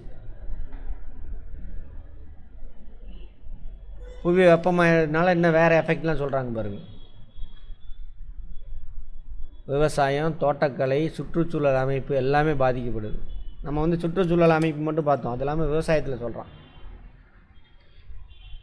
மழை பொழிவு ஒழுங்காக இருக்காது அல்லது அதிகமாக பெய்யும். பூச்சி தாக்குதல் ஏற்படுதாமா வெப்பம் அதிகமாக இருக்கிறதுனால. எது? விவசாயத்தில். களை நிறைய வளருதாமா விவசாயத்தில். ஏன்னா வளிமண்டலத்தில் வெப்பம் அதிகமாக இருக்கா, அதில் உள்ள வெப்பத்தை எடுத்துகிட்டு என்ன பண்ணுது, அந்த களைன்னா தெரியும்ல, வீடா இங்கிலீஷில் வீடு. தேவையில்லாத செடியெலாம் வந்து என்னது களைன்னு சொல்லுவாங்க. இந்த கலை இங்கிலீஷில் வீடு. நோய் பரவும், கொசு போன்ற உயிரினங்கள் பெருகி மலேரியா, டெங்குலாம் உருவாகுது. சரியா? என்செபலிட்டிஸ், செபாலிட்டிஸ், மஞ்சள் காய்ச்சல் போன்ற நோயெல்லாம் உருவாகுதாமா. இப்போ பாருங்கள், நிறைய வைரல் ஃபீவர் வந்துச்சா. ஏன்னா வளிமண்டலத்தில் வெப்பம் அதிகமாக இருக்குது தமிழ்நாட்டில். இந்த டைமில் இருக்கக்கூடாது இவ்வளவு, ஜனவரி பிப்ரவரியில் நார்மலாக இருக்கிறதோட அதிகம். ப்ளஸ்ஸு தண்ணி, மழை பெஞ்சிச்சா, பொங்கல் வரைக்கும் மழை பெய்யும். பொங்கல் அன்றைக்கி கூட மழை பெஞ்சு தானே, அப்போல்லாம் மழையே பெய்யக்கூடாது. அப்போ ஈரப்பதம், வெப்பம் அதிகமாக இருக்குது. அதனால தான் அவங்களாம் பரவுறாங்க.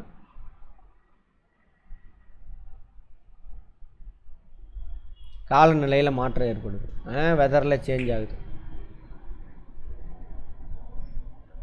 காலநிலை மாற்றம், கிளைமேட் சேஞ்ச். இப்போ நான் சொன்னால தமிழ்நாட்டில் தை 1 அன்றைக்கெலாம் மழை பெய்யக்கூடாது, பெய்யுது. 3 வருஷமாக பெஞ்சிக்கிட்டு இருக்கு, 3-4 வருஷமாகவே பெய்யக்கூடாது.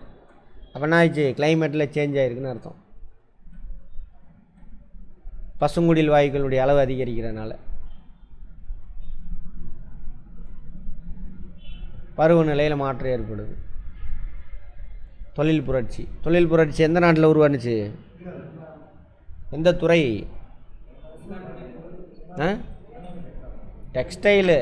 தொழில் புரட்சினா 2ஆம் நிலை தொழில் தான், டெக்ஸ்டைலில். எந்த நூற்றாண்டு? 18ஆம் நூற்றாண்டு. இப்போ நிறையா ஃபேக்ட்ரிலாம் வந்ததுனால என்ன ஆகுது, வளிமண்டலத்தில் கரியமில வாயுனுடைய கார்பன் டை ஆக்சைடு அதோட அளவு அதிகமாகிடுச்சு. தொழில் புரட்சிக்கு முன்னாடி வெறும் 280 ppm தான் இருந்திருக்கு.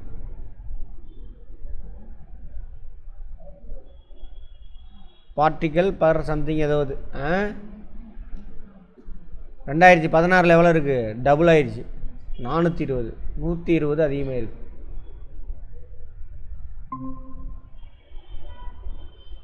40% அதிகமாக இருக்குன்றான். உங்களுக்கு என்ன அளவு? ஆமாம். இதனால் என்னாச்சு, புவி வெப்பத்தை அதிகமாகிருக்கு. இப்போ எக்ஸாம்பிள் 30 டிகிரி செல்சியஸ் இருந்தாக்கா வளிமண்டலத்தோட வெப்பநிலை 30 டிகிரி செல்சியஸ் ஆவரேஜாக இருந்திருக்கு. இப்போ எவ்வளோ ஆயிடுச்சு, 40 பக்கமாக வந்துடும், 40 அதை தாண்டி இருக்கும். வளிமண்டலத்தோட வெப்பநிலை உயர்ந்தால் கடல் நீரினுடைய வெப்பநிலை அதிகரிக்குது. ஜாகிரஃபியில் பார்ப்போம் அதை. உயர்ந்த வெப்பநிலை மழைக்காலங்களில் மாற்றத்தை ஏற்படுத்தும். கடல் நீரில் வெப்பம் அதிகமாக இருந்தாக்கா என்னாகும், எவாப்ரேஷன் ரேட் அதிகமாக இருக்கும், தண்ணியே ஆவியாகிறது ரேட் அதிகமாகும். அப்போ மழை பொழிவு அதிகமாக இருக்கும். அதனால தான் ஜனவரி வரைக்கும் என்னாச்சு, மழை பெஞ்சிருக்கு தமிழ்நாட்டில். புயல், புயல் என்னென்னு தெரியல, லோ ப்ரெஷர் தான் புயல். புயல் கண். லோ ப்ரெஷருக்கு யார் காரணம், ஹை டெம்பரேச்சர். பார்த்தோமா ஜாகிரஃபியில் பார்த்தோமா? ஆமாம்.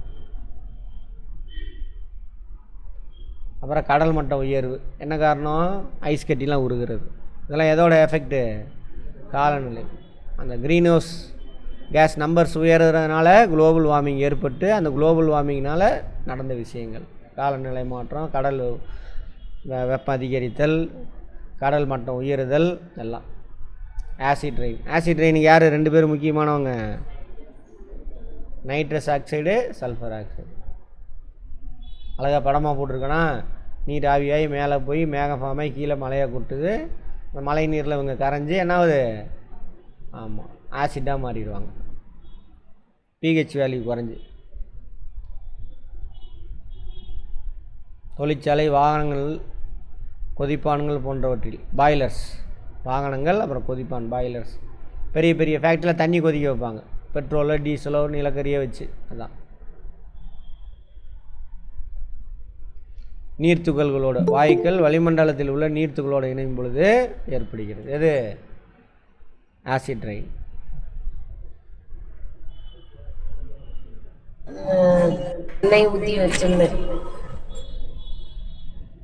இந்த வாயுக்கள் நைட்ரஜன் ஆக்சைடு, சல்ஃபர் ஆக்சைடு மற்றும் சல்ஃபர் ட்ரை ஆக்சைடு தண்ணீரோடு கலக்கிறது பொழுது சல்ஃபரஸ் அமிலம், நைட்ரிக் அமிலம், சல்பூரிக் அமிலம். சல்ஃபர் டை ஆக்சைடு வேறு, சல்ஃபர் ட்ரை ஆக்சைடு வேறு. ட்ரைனா 3ன்னு அர்த்தம், டைனா அர்த்தம் 2.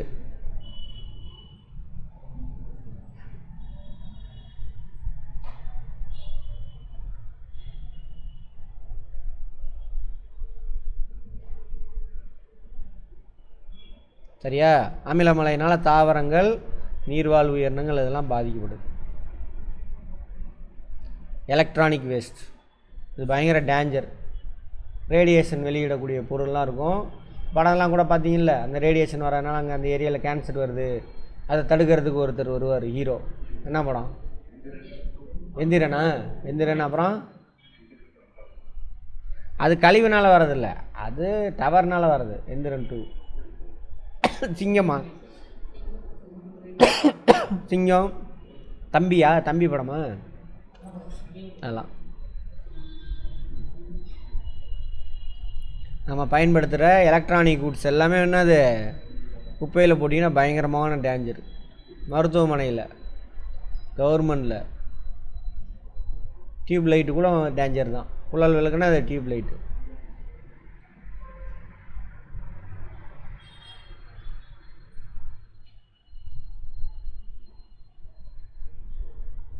எலக்ட்ரானிக் மெஷின்லாம் இருக்குல்ல, எல்லாமே டிவி, ஃப்ரிட்ஜு, வாஷிங் மிஷினு. எலக்ட்ரிக்கலுக்கு எலக்ட்ரானிக் என்ன வித்தியாசம்னு பார்த்தோம்.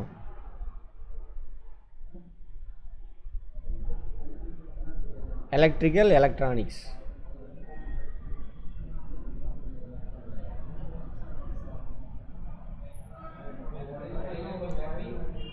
எலக்ட்ரிக் சர்க்கியூட், அது பாடல அந்த வயரு கரண்ட்டு போகுதில்ல, அதுலேயே அந்த மின்சாதனம் இயங்குனா அப்படின்னாக்கா அது வந்து என்னது, எலக்ட்ரிக்கல். சர்க்கியூட் போர்டு இருக்கும், அது உள்ள மின்சாரம் உள்ளே பூந்து வெளியில் வரும், அது மூலிமா அந்த மின்சாதனம் இயங்குனா அதுக்கு பேர் என்னது, எலக்ட்ரானிக்ஸ். டிவி, வாஷிங் மிஷினு, லொட்டு லொசுலாம் என்னது, எலக்ட்ரானிக்ஸ்.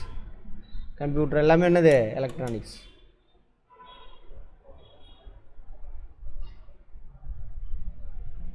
தொலை சாதனம் என்னது, டெலிஃபோனு, கணினி, அதெல்லாம் விசிஆர், டிவிடி, அதெல்லாம் ஏகப்பட்டது இருக்குது.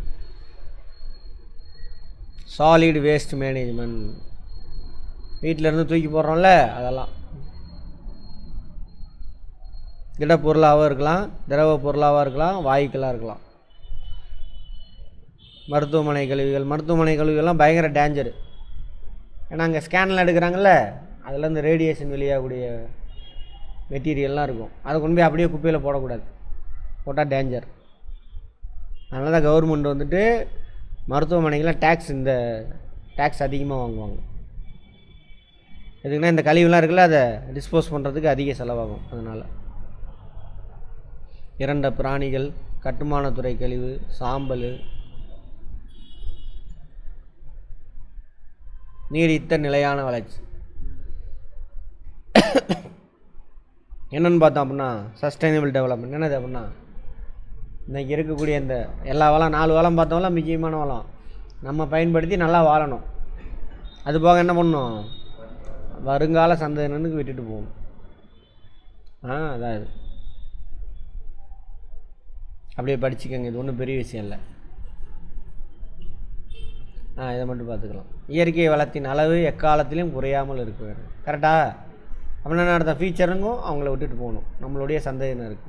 அதான் சொன்னவர் யார், பார்ஃபியர். 3 பேர். வருங்கால தலைமையினர் தங்கள் தேவைகளை நிறைவேற்ற எந்த ஒரு தடையும் இல்லாத நிலையில் தற்போது உள்ள மக்களின் தேவையை நிறைவேற்றுதல். ஓகேவா? புரியுதா? நம்மளோட தேவையை நிறைவேற்றணும். அதே நேரத்தில் என்ன பண்ணணும், ஃபியூச்சர் நம்மளுடைய சந்ததியினர் தலைமுறையினருக்கு விட்டுட்டு போகணும். சுற்றுச்சூழல் மற்றும் மேம்பாட்டிற்கான உலக அமைப்பு 1987 சொல்லியிருக்காங்க. World commission on environment and development.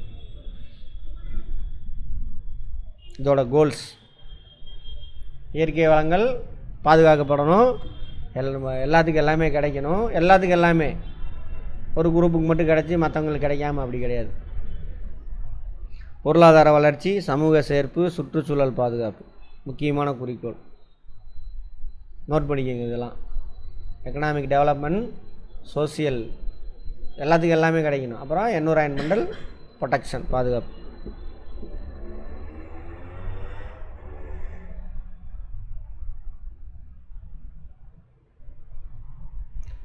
ரெண்டாயிரத்தி 30 17 கோல் அடையணுமாமா. யார்? யுஎன் சொல்லியிருக்கான். உலக பொதுமை, ஒருங்கிணைப்பு, மாற்றம், யூனிவர்சாலிட்டி, இன்டகிரேஷன், டிரான்ஸ்ஃபர்மேஷன். இந்த 3 டைட்டிலில் இந்த 17 குறிக்கோளை கொண்டு வந்திருக்கான். யார்? United nation. என்னது? எதுக்காக? சஸ்டைனபிள் டெவலப்மெண்ட்டுக்காக. இதான் அந்த 17. எல்லா வடிவங்களிலும் எல்லா இடத்திலும் வறுமை ஒழிக்கணும். வறுமை எங்கேயும் இருக்கக்கூடாது. பட்டினி இருக்கவே கூடாது. உணவு பாதுகாப்பு இருக்கணும். ஊட்டச்சத்தினை உயர்த்துதல். சோறு கிடைச்சா மட்டும் போதாது, அதில் தேவையான இன்க்ரீடியன்ட்ஸ்லாம் இருக்கணும். நீடித்த நிலையான வளர்ச்சியை ஊக்கப்படுத்துதல்.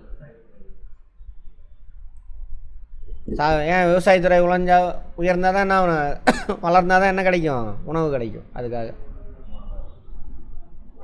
அனைத்து வயது மனிதர்கள் நலமான வாழ்வு எல்லாத்துக்குமே கிடைக்கணும். வயசாயிருச்சு அவனுக்கு எதுவும் கண்டுக்காமல் விட்டுறக்கூடாது. குழந்தைங்களுக்கு கண்டுக்காமல் விட்டுறக்கூடாது. சரியா? எல்லாத்துக்கும் எல்லோரையும் உள்ளடக்கிய இதெல்லாம் எது பார்த்துக்கிட்டு இருக்கோம்? சஸ்டைனபிள் டெவலப்மெண்ட்டில் கான்செப்ட்டு 17 கான்செப்டில் இதெல்லாம் சொல்லியிருக்கான். எல்லாத்துக்கும் கல்வி வழங்கி வாழ்நாள் முழுக்க கற்றுக்கொள்ள வசதி செய்தல். கல்வி என்னென்ன அர்த்தம்? 60 வயசில் டிகிரி வாங்கிட்டான் நம்ம ஊரில்னு ஒரு பெருமையாக பேசுவானுங்க. என்னத்த டிகிரி வாங்கினேன், என்ன கற்றுக்கிட்டதில்ல? அதுதான் முக்கியம். பேருக்கு முன்னாடி வரும் பிஏ, எம்ஏ, எம்ஃபில், அது முக்கியம் இல்லை. நம்மளை சுற்றிலும் ஏதோ ஒன்று நடக்குது, அது தெரிஞ்சுக்கிறது. அதான் என்னது? புரிந்து கொள்ளுதல். கல்வி அது கற்றது கையளவு. பெண்களுக்கு அதிகாரம் வழங்குதல், பாலின சமன்பாட்டை சாதித்தல். பெண்கள்கிட்ட தான் எல்லாமே இருக்கணும். அவங்களுக்கு முதல்ல கல்வி கொடுக்கணும். கல்வி என்னென்ன? அது வாழ்க்கைன்னா என்ன, அவங்கன்னா யார், குழந்தைங்கன்னா யார், அவங்களுடைய என்விரான்மெண்ட் என்ன, கணவன்னா யார், எல்லாமே புரிஞ்சுக்கணும். சரியா? முதல்ல வாழ்க்கைன்னா என்னன்ட்டு. ஏதோ கடவுள் படைச்சாரு, பாவம் புண்ணியம் அதை வச்சு ஓடிக்கிட்டு இருப்பாங்க. அதெல்லாம் கிடையாது. கடவுள் இருக்காரா? எங்கே இருக்கிறாரு? யாருக்கு தெரியும்? சடங்கு சம்பிரதாயம் அதிலே வாழ்க்கை ஓட்டிடு, அது கிடையாது கல்வி. அப்படிலாம் ஒன்றும் இல்லைன்னு புரிஞ்சுக்கிறது தான் கல்வி. அது அப்போ பெண்களுக்கு என்ன பண்ணும்? அதிகாரம் வழங்குது. பாலின சமன்பாடு. குடிநீரும் சுகாதாரமும் அனைவருக்கும் கிடைக்கணும். 70லேயே நம்மளுங்க இங்கே செக் வச்சுட்டானுங்க. குடிநீர் சுகாதாரம் எல்லாத்துக்கும் கிடைக்கிறதுக்கு. தமிழ்நாட்டில் சொல்கிறேன், தமிழ்நாடு டெவலப் ஆன காரணம் 70ல் ஆரம்பித்த வேலை, 67 ஆரம்பித்த வேலை. சுத்தமான, நீடித்த, நிலையான, எளிதில் பெறக்கூடிய சக்தி, எரிபொருள் அனைவருக்கும் உறுதிப்படுத்து. ஏன் எரிபொருள் எதுக்கு முக்கியம்? சமையல் பண்ணுறதுக்கு மெயினாக. நம்மவா கிராமத்தில் போனோம்னா அது தமிழ்நாட்டில் கதை வேறு, 90லேயே மாறிடுச்சு. இன்னும் வட இந்தியாலாம் போனீங்கன்னா இன்னும் கேஸ் அடுப்புலாம் இருக்காது. விறகு வச்சு உசு உசுன்னு ஊதி அது மழை காலத்தில் அது பற்ற வைக்கிறதுக்குள்ளே போதும் ஆயிரும். தமிழ்நாட்டில் 96 2001 எல்லா வீட்டுக்கும் கேஸ் கொடுத்துட்டாங்க. மிஸ் ஆனதெல்லாம் அப்புறம் கூட இப்போ கொடுத்து முடிச்சாச்சு. எதுக்கு கொடுத்தாங்க? அந்த பெண்கள் உட்காந்து அடுப்படியில் சமைச்சிக்கிட்டு இருக்கு, உலகத்தை பற்றி தெரியல. சீக்கிரமாக சமையல் பண்ணிவிட்டு என்ன பண்ணணும்? வெளியில் வந்து கற்றுக்கோ கல்வியை. கற்றுக்கிறேன்னா இந்த இப்போ நம்ம காலேஜெலாம் இருக்காங்களே, ஏதோ ஒன்று படிக்கிறேன் காலேஜுக்கு போகிறேன்னு சொல்லிட்டு பில்டப் பண்ணிவிட்டு அப்படி இருக்கக்கூடாது. நம்மளை சுற்றியில் உள்ளதை என்ன பண்ணணும்? நீ எந்த சப்ஜெக்ட் படித்தாலும் சரி, என்னது அது என்ன இங்கே என்ன நடக்குது அதுதான் இருக்கும். அது புரிஞ்சிக்கணும். சரியா? அது அனைவருக்கும் தரமான வேலைவாய்ப்பு, நீடித்த நிலையான பொருளாதார வளர்ச்சின்னு வழங்குதல். தரமான வேலைவாய்ப்பு, அது என்ன தரமான வேலைவாய்ப்பு? நல்ல சம்பளத்தோட வேலை செய்கிற இடம் என்விரான்மெண்ட் எப்படி இருக்கணும்? நல்லா இருக்கும். அதெல்லாம் இது சஸ்டைனபிள் டெவலப்மெண்ட்டுடைய கான்செப்ட். யுனைடெட் நேஷன் ஆர்கனைசேஷனில் 17 பாயிண்ட் வச்சுருக்கோம். அதில் இதுவும் ஒன்று. தேவையான கட்டமைப்புகளை வழங்குதல், தொழில்மயமாக்குதல், புத்தாக்கங்களை புதுசு புதுசாக கண்டுபிடிக்கிறது, ஊக்குவித்தல். சரியா? கட்டமைப்பு இருந்தால் தான் என்ன ஆகும்? வேலை வாய்ப்பு பெருகும். வேலை வாய்ப்பு தான் வருமானம் பெருகலாம். நாடுகளுக்குள்ளேயும் நாடுகளுக்கிடையேயும், புரியுதானது? இன்டர்ஸ்டேட், இன்ட்ராஸ்டேட். இன்டர்ஸ்டேட்னா 2 நாடுகளுக்கு இடையே. இன்ட்ராஸ்டேட் வச்சுரா வந்துட்டாங்களா?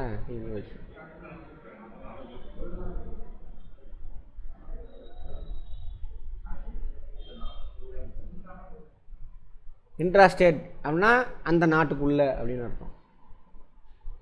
இன்டர்ஸ்டேட் அப்படின்னா 2 நாட்டுக்கு இடையே. இன்ட்ராஸ்டேட் அப்படின்னாக்கா அந்த நாட்டுக்குள்ளே அப்படின்னு அர்த்தம். ஓகேவா? ரைட். அடுத்தது, பாதுகாப்பான அமைதியான யாவரையும் உள்ளடக்கிய நகரங்களை உருவாக்கணும். எல்லாத்துக்கும் எல்லாமே கிடைக்கணும். அமைதியான எல்லாத்துக்கும் எல்லாம், யாவரையும் உள்ளடக்கிய. நீடித்த நிலையான உற்பத்தி, சஸ்டைனபிள் ப்ரொடக்ஷன். அப்புறம் சஸ்டைனபிள் கன்சம்ஷன். தட்பவெப்ப மாற்றங்களையும் அவற்றின் தாக்கங்களையும் குறைத்தல். சஸ்டைனபிள் இல்லை, இப்போ கிளைமேட்னால ஏற்படக்கூடிய எஃபெக்ட்டு அதெல்லாம் குறைக்கணும். எஃபெக்ட்லாம் எப்படி இருக்குது? எல்லாமே நெகட்டிவாக தான் இருக்கும். சமுத்திரங்கள், கடல்கள், எது ஓஷன், சி, இதெல்லாம் கடல் வளங்கள், இதெல்லாம் பாதுகாக்கணும். காடுகளை பராமரித்தல், நிலம் அழிவதை தடுத்தல். எதுக்காக? என்விரான்மெண்ட் பாதுகாக்கிறதுக்காக. நிலத்தின் தன்மை குறைவதை கட்டுப்படுத்தி உயர்த்துதல். உயிர் பன்முகத்தன்மை இழப்பை தவிர்த்தல். Loss of biodiversity reserve. பயோடைவர்சிட்டினா என்ன அர்த்தம்? ஒரு ஏரியாவில் பல்வேறுபட்ட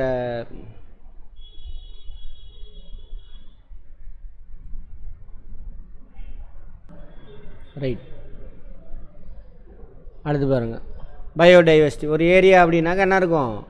பல்வேறு விதமான உயிரினம் இருக்கும். அதில் எந்த உயிரினம் அழிஞ்சு போயிட்டாலும் அங்கே அந்த என்விரான்மெண்ட் அப்படியே பாதிக்கும். இந்த என்விரான்மெண்ட் அப்படியே பாதிக்கும். ஓகேவா? இப்போ எக்ஸாம்பிள், புலி காட்டில் இருக்குது. புலியெல்லாம் அழிஞ்சு போச்சுன்னு வச்சுக்கோங்க, மான், அந்த தாவர உண்ணியோட எண்ணிக்கையில் அதிகமாயிடும். சரியா? அப்போ தாவர உண்ணி அதிகமாச்சுன்னா என்ன பண்ணணும்? எல்லா தாவரத்தையும் சாப்பிட்டு அந்த தாவர இனம்லாம் அழிஞ்சு போயிடும். தாவர இனம் அழிஞ்சு போச்சா என்ன பண்ணுவோம்? திரும்பவும் மானுக்கு உணவு கிடைக்காது, மான் இனம் அழிஞ்சு போயிடும். இவங்க அழிஞ்சிட்டாங்கன்னா அங்கே உள்ள மைக்ரோப்ஸ்லாம் செத்து போயிடும். இந்த மாதிரி இது ஒரு எக்ஸாம்பிள். சரியா? அதனால் என்ன பண்ணணும்? பயோடைவர்சிட்டி பாதுகாக்கணும். அடுத்தது, அமைதியான சமூக நீதி உள்ள அனைவரையும் உள்ளடக்கிய சமூகங்களை உருவாக்கும். எல்லாத்துக்கும் எல்லா மக்களுக்கும் எல்லாம் கிடைக்கணும். இங்கே என்ன பண்ணுறானுங்க? நம்ம ஊரில் வீட்டுக்குள்ளேயே ஆண்களுக்கு தான் சொத்து, பெண்களுக்கு இல்லைன்றான். வெளியில் போனீங்கன்னா என்ன பண்ணுறான்? நான் உயர் ஜாதின்றான், அடுத்து இன்னொரு ஜாதின்றான், அதுக்கு இன்னொரு ஜாதின்றான், அதுக்குள்ள இன்னொரு ஜாதி. ஒவ்வொருத்தனுக்கும் ஒவ்வொன்றும் கிடைக்கணும். மேல் ஜாதிக்கு மட்டும் எல்லாமே கிடைக்கும், வேலையே செய்யாமல். மற்றவெல்லாம் நீ அவன் குலத்தொழிலை செஞ்சுட்டு எல்லாமே உனக்கு கிடைக்கக்கூடாது அப்படின்னு சனாதனம் சொல்லுதா? அப்படிலாம் இருக்கக்கூடாதுன்றாங்க. அடுத்தது, நீடித்த நிலையான வளர்ச்சிக்காக உலக ஒத்துழைமையை உறுதிப்படுத்துதல். எல்லா நாடுகளும் என்ன பண்ணணும்? சப்போர்ட் பண்ணணும். நம்ம ஊருக்கு ஒரு நாடு இன்னொரு நாடுக்கு சப்போர்ட் பண்ணணும். இந்த மாதிரி மொத்தம் 17 விஷயங்கள் இருக்குது. யார் கொண்டு வந்திருக்கா?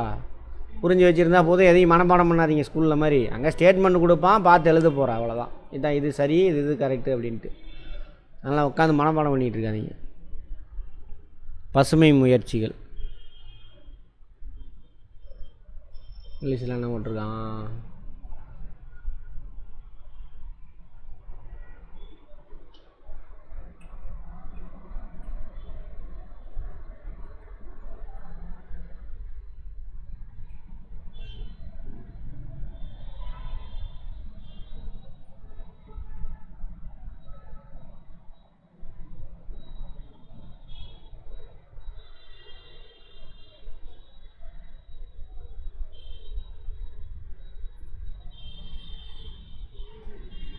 Green initiatives. அங்கங்கே மரம் நடுறது அந்த மாதிரி.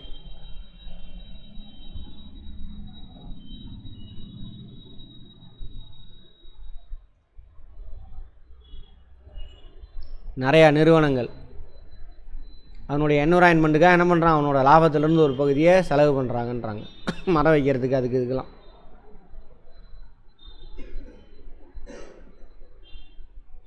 அரசியல் மூலமாகவும் குடிமக்கள் செயல்பாட்டாலும் நுகர்வோர் அழுத்தத்தாலும் நாம் மாற்றத்தை கொண்டு வர வேண்டும். தமிழ்நாடு கவர்மெண்ட் என்ன ஸ்கீம் இந்த தடவை கொண்டு வந்திருக்காங்க, பணம் விதை இருக்குல்ல, பணங்கொட்டை அதெல்லாம் விதைச்சிட்டு இருக்காங்க. நிறையா தமிழ்நாடு ஃபுல்லாக பணம் இது கொண்டு வரணும். அதேமாதிரி 30% என்ன பண்ணு, காடுகளோட இப்போ 20 தான் இருக்குது தமிழ்நாட்டோட காடுகளோட பரப்பு, ஸ்டெப் எடுக்கிறாங்களா கவர்மெண்ட். அதேமாதிரி நம்மளாம் என்ன பண்ணுறோம், நிறையா இயற்கை ஆர்வலர்கள் அவங்களாம் என்ன பண்ணுறாங்க, மரம் செடி கொடியெலாம் வச்சு வளர்க்குறாங்க.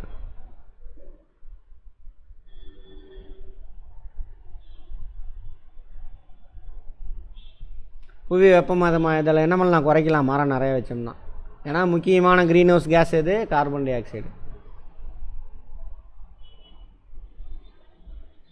கார்பன் டை ஆக்சைடை இது வந்து பசுங்குடில் வாயு, நான் க்ரீன் ஹவுஸ் கேஸ். பசுங்குடி அல்லாத வாயுவாக மாற்றணும்னா என்ன பண்ணணும், கார்பன் டை ஆக்சைடை ஆக்சிஜனாக மாற்றணும். இது நான் க்ரீன் ஹவுஸ் கேஸ். இதை யார் பண்ணுவா, தாவரங்கள். அந்த செயலுக்கு பேர் என்ன, ஃபோட்டோசிந்தசிஸ், ஒளிச்சேர்க்கை. அப்போ மரங்களை நிறையா நடணும். நட்டோம்னா என்ன, க்ரீன் ஹவுஸ் கேஸ்லாம் நான் க்ரீன் ஹவுஸ் கேஸாக மாறும். அப்போ புவி வெப்பமயமாதல் குறையும்.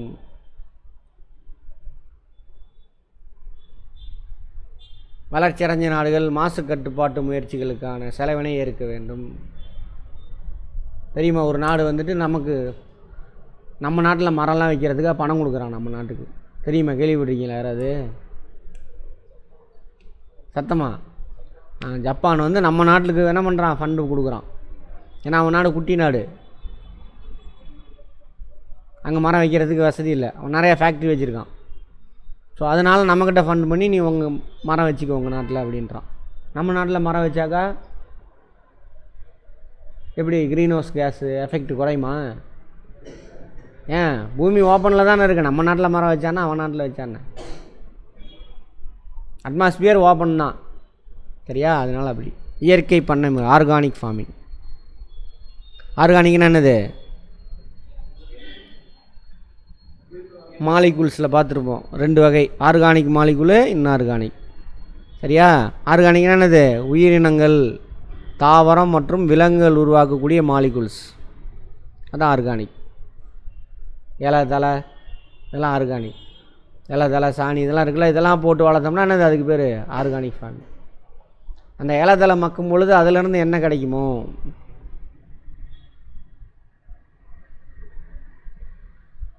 அதிலேருந்து என்ன கிடைக்குமோ அதை நம்ம என்ன பண்ணுறோம், ஃபேக்ட்ரியிலே தயாரிக்கலாம். என்னது, யூரியா டிஏபி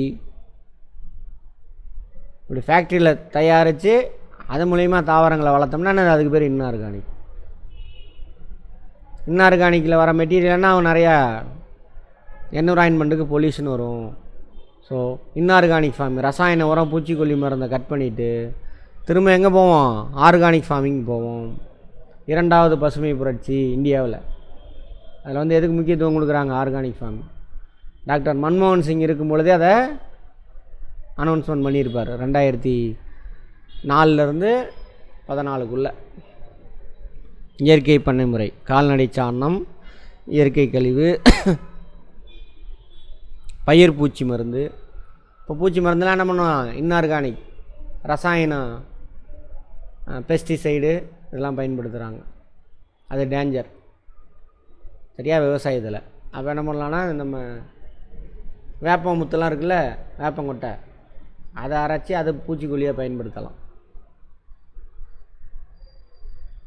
பருப்பு வகைகள் போன்றவற்றை பயிரிட்டு பயிர் சுழற்சி முறையும் பயன்படுத்தி செய்யப்படும் வேளாண்மை. பார்த்தோம் இல்லையா? யூரியா போடுறதுக்கு புதுசாக என்ன பண்ணுறோம், ஃபஸ்ட்டு நெல் போடுறோம், யூரியாவில் என்ன இருக்கும், நைட்ரஜன் தான் இருக்கும். அடுத்த தடவை என்ன பயிர் செய்யணும், கடலக்காய், இது மாதிரி கடலக்காய் பருப்பு வகை பயிர் செஞ்சிங்கன்னா அது நைட்ரஜனை ஃபிக்சேஷன் பண்ணி அடுத்த தடவை என்ன ஆயிரும், மண்ணில் நைட்ரஜன் அதிகமாகிடும். திரும்ப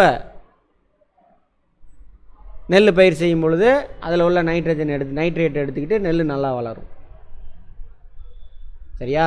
அதுக்கு இப்போ என்ன பண்ண தேவையில்ல, யூரியா பயன்படுத்த வேண்டாம். யூரியாவில் வந்து நான் என்ன கிடைக்கும், தாவரத்துக்கு நைட்ரஜன் தான் கிடைக்கும். இதில் ரசாயன உரங்களும் பூச்சிக்கொல்லி மருந்தும் பயன்படுத்துவதில்லை. எதில்? ஆர்கானிக்கில். இயற்கை இடுபொருட்கள் நுண்ணுயிர்களை வளர்த்து நிலத்தின் செழிப்புத்தன்மையை அதிகப்படுத்துகிறது.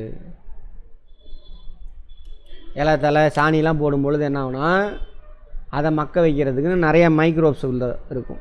அவங்க சாப்பிட்டு அதை மக்க வைப்பாங்க. சரியா? அப்போ எந்த இலையை போட்டாலும் மக்கும். அதே ரசாயன உரம் போட்டிங்கன்னு வச்சுக்கோங்க, அதை டீகம்போஸ் பண்ணுறதுக்கு ஆள் கிடையாது. இலை தலை மக்கு இல்லையா, அந்த மண்ணில் இருந்த மைக்ரோப்ஸு மண்புழுலாம் செத்து போயிடும். அது அங்கே போட்டிருக்கான். இயற்கை இடுபொருட்கள் நுண்ணுயிர்களை வளர்த்து நிலத்தின் செழிப்புத்தன்மையை அதிகப்படுத்துது. புரியுது அர்த்தம்? விவசாய சூழல் அமைப்பில் உள்ள நிலத்தின் தன்மை, பயிர்கள், கால்நடைகள் மற்றும் மக்களை கருத்தில் கொண்டு உத்தம அளவு உற்பத்தி செய்யும் உள்ளடக்கிய அமைப்பு முறையே இயற்கை பண்ணையாகும். உத்தம அளவு முன்னாடி ஆப்டிமம், ரொம்ப அதிகமாகவும் சுரண்டக்கூடாது, கம்மியாகவும் பயன்படுத்தக்கூடாது. விவசாயத்தினுடைய சூழல் அமைப்பில் உள்ள நிலத்தின் தன்மை, அந்த நிலத்தில் என்ன பயிர் செய்ய முடியுமோ அதை பயிர் செய்யணும். பயிர்கள் என்ன பயிர் செய்ய முடியும், பயிர்கள். கால்நடைகள், அந்த ஏரியாவில் என்னென்ன கால்நடை, அங்கே உள்ள மக்கள் இவங்கெல்லாம் கருத்தில் வச்சு என்ன பண்ணணும், அந்த நிலத்தில் பயிர் செய்கிறது தான் அது இயற்கை பண்ணை. நீடித்த நிலைத்த சுற்றுச்சூழலோடு இணைந்த அமைப்புகளை உருவாக்குவதே இயற்கை உற்பத்தி முக்கியமான குறிப்பு. இதோட முக்கியமான கொள்கையை கவனிச்சுட்டு மட்டும் வாங்க, மனப்பாடம் பண்ண வேணாம், பயப்படவே தேவையில்லை. இவ்வளோ படிக்கணுமா, இவ்வளோ நீங்கள் மனப்பாடம் பண்ண போகிறதில்ல, புரிஞ்சுக்கிட்டே வரீங்க, அங்கே ஆன்சர் வரப்போகுது. இயற்கை பண்ணையினுடைய கூறுகள்: சுற்றுச்சூழலை பாதுகாத்தல், மண்ணரிப்பை கட்டுப்படுத்துதல், மண் வள குறையை தடுத்தல், உயிரியல் உற்பத்தியை உத்தமப்படுத்துதல், சிறந்த உடல் நலத்தை உருவாக்குதல். ஆனால் ரசாயன உரம் சாப்பிட்டோம்னா பிரச்சனை வருது. சரியா? அது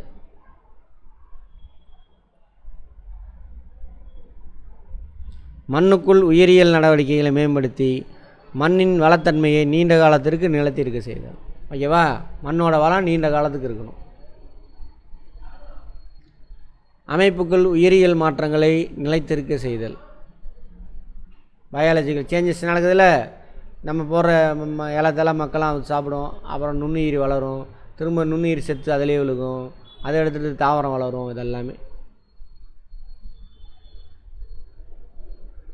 மறுசுழற்சிக்கு உட்படுத்துதல்.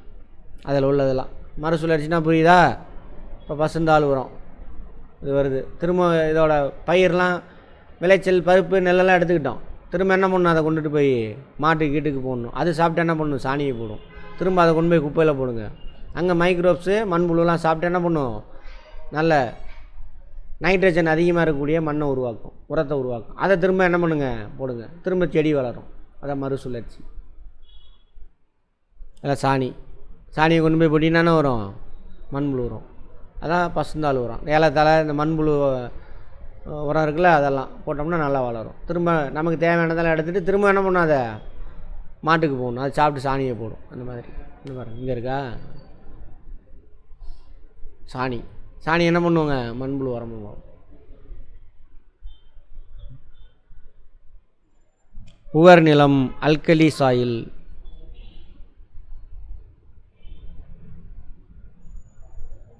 பாசன வசதி பெற்ற நிலங்கள் மற்றும் வறண்ட பகுதியில் உள்ள கிட்டத்தட்ட 50% நிலங்களில் ஓரளவு உவர் பிரச்சனை இருக்குது. Alkali soil.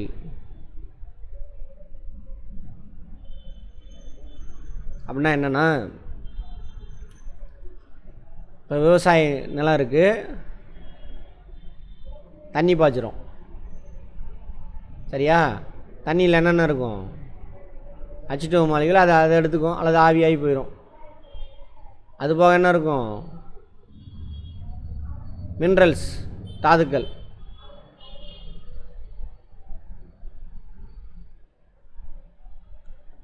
தேவையான தாதை கொஞ்சம் எடுத்துக்கும், இப்போ நம்ம போர் தண்ணிலாம் பாருங்கள் உப்பு கைக்கும், கிணத்து தண்ணிலாம் கொஞ்சம் லைட்டாக உப்பு கைக்கும்னா மினரல்ஸ் அதிகமாக இருக்குதுன்னு அர்த்தம். இப்போ ரொம்ப நாள் நாம் என்ன பண்ணுறோம், தண்ணி பாய்ச்சி அங்கே விவசாயம் செஞ்சுக்கிட்டே இருக்கோன்னு வச்சுக்கோங்க, நீரெல்லாம் ஆவியாகி போயிட்டே இருக்கும். அந்த உப்பெல்லாம் என்ன பண்ணிடும், அடியில் அப்படியே படிஞ்சிடும், மினரல்ஸ் இருக்குல்ல படிஞ்சிடும். அதானது உவர் நிலம். அதுவும் வறண்ட பகுதியில் அதிகமாக ராஜஸ்தான் பஞ்சாப் ஹரியானாவில் பார்த்தீங்கன்னு வச்சுக்கோங்க, முன்னாடியே பார்த்தவங்களுக்கு தெரியும் அங்கே என்ன கேனால் ஓடுது, எந்த நதியிலேருந்து போகுது, சட்லஜ். எந்த டேம்லேருந்து எடுத்துகிட்டு போகிறாங்க, மகரானங்களா ஹீராகுட்டா. சரி,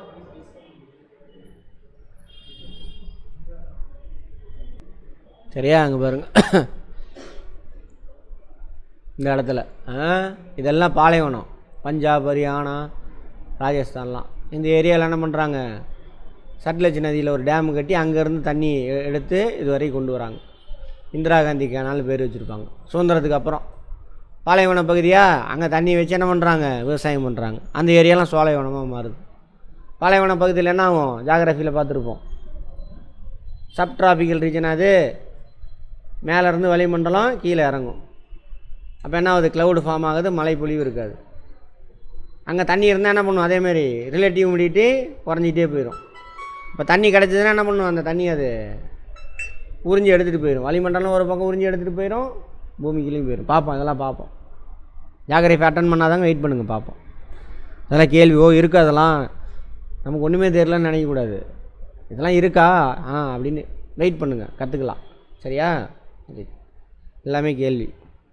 நிமிஷம். அப்போ என்ன ஆகுனா ஈஸியாக ட்ரை ஆயிரும்.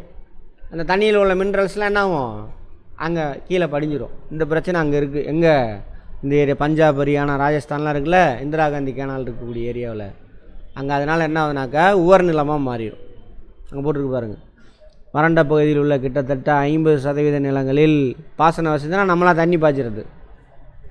பயிரின் வேறு பகுதியில் அதிக அளவு உப்பு அமிலம் படிந்து, உப்பு தான், அது மினரல் தான், அது அமிலத்தன்மையாக மாறிடும். நிலத்தின் உற்பத்தி திறனை பகுதியாகவோ அல்லது முழு அளவாகவோ பாதிக்கிறது. இத்தகைய நிலங்கள் பிரச்சனை நிலங்கள் எனப்படுகிறது. உரப்பு தன்மையாக இருக்கலாம், உப்பு அமிலம் எப்படி வேணாலும் சொல்லலாம். இத்தகைய நிலங்கள் பாசன வசதி பெறாத வறண்ட நிலங்களில் காணப்படுகிறது. அங்கேயும் இருக்குதுன்றான்.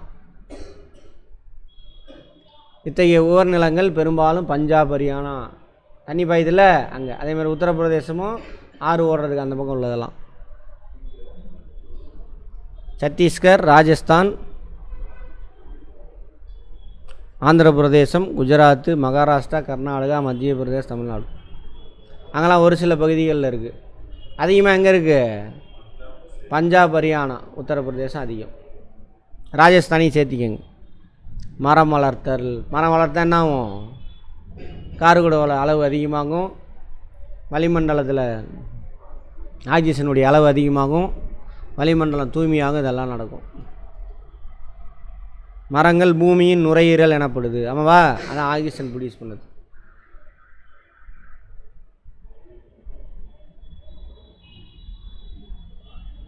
அதேமாதிரி பாருங்கள், இயற்கை காடுகளும் மரத்தோட்டங்களும். மழை நீர் ஓடுதில்ல, வேகமாக ஓடிச்சுனாக்கா பூமிக்குள்ளே தண்ணி இறங்காது. மரம் இருந்துச்சுன்னா என்ன பண்ணும், அது ஓடுறதை தடுக்கும், வேறு கீரெல்லாம். அப்போ தண்ணி என்ன ஊடுருவி நிலத்துக்குள்ளே போகும். ஸோ நிலத்தடி நீர் மட்டம் என்ன ஆகும், அதிகமாகும். அப்போ ஒரு பக்கம் ஆக்சிஜனு இதெல்லாம் கரியமில குறைக்குது, இன்னொரு பக்கம் நிலத்தடி நீர் மட்டத்தை உயர்த்துது. யார், மரங்கள். விதைப்பந்து, சீட் பால்ஸ், இப்போ தமிழ்நாடு கவர்மெண்ட் பண்ணுறாங்க. இப்போ பருவ மழை பெய்யக்கூடிய டைமில் என்ன பண்ணுவாங்க, சாணியில் உருட்டி அங்கங்கே தூவி விட்டுருவாங்க. அப்போ அது மரமாக வளரும். இதுக்கான ஸ்டெப்பெல்லாம் தமிழ்நாடு கவர்மெண்ட் எடுத்துகிட்டு இருக்காங்க, பார்த்தீங்கன்னா தெரியும்.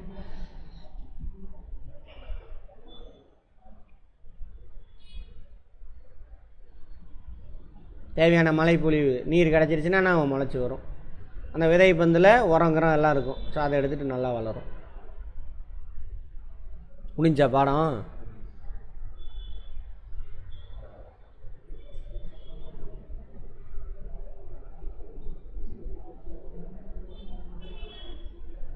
ஆலன் நீஸு, ஆர்வி ஐயர்ஸ் இவங்களுடைய புத்தகம்.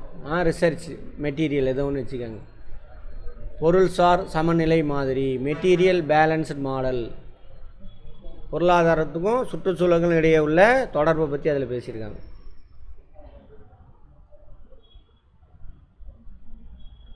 நல்லா விட்டுருங்க, இதெல்லாம் ஒன்றும் இல்லை, பேசின கதையாக தான்.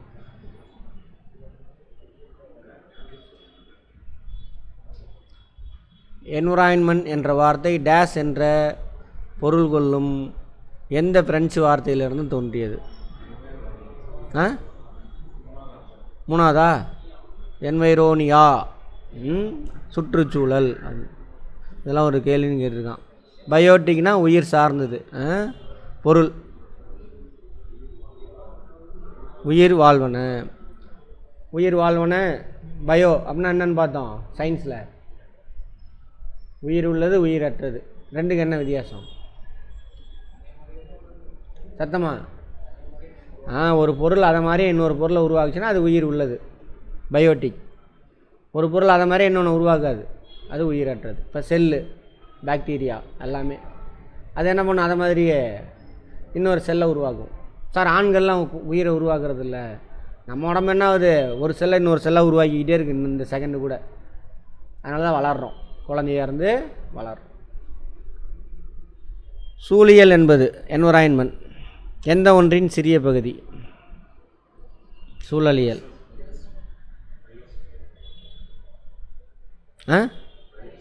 பயோஸ்பியர்.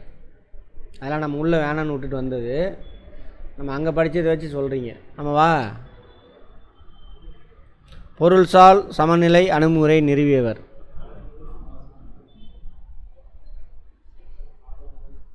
இப்போ தானே பார்த்தோம், ஆலன் நீஸு, ஆர்வி ஐயர்ஸ். சுற்றுச்சூழல் பொருட்கள் என்பவை சந்தையிடா பொருட்கள் பார்த்தோம், ஞாபகம் இருக்கா? ரோடு கீடு. தூய பொது பொருட்களில் நுகர்ச்சி என்பது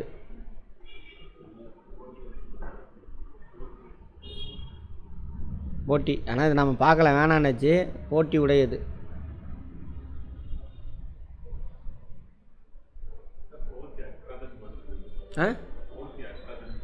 அப்படியா? தூய பொது பொது பொருட்கள் அது வேணாம், விட்டுருங்க, இந்த கேள்வி விட்டுருங்க, அது வேண்டாம். வெளி காற்று மாசு எது காரணம்? இது வெளியில்லை, இது வீட்டுக்குள்ளே நடக்கிறது. இதுதான். கார்பன் மோனாக்சைடு அதிகமாவதில் பங்களிப்பு செய்வது?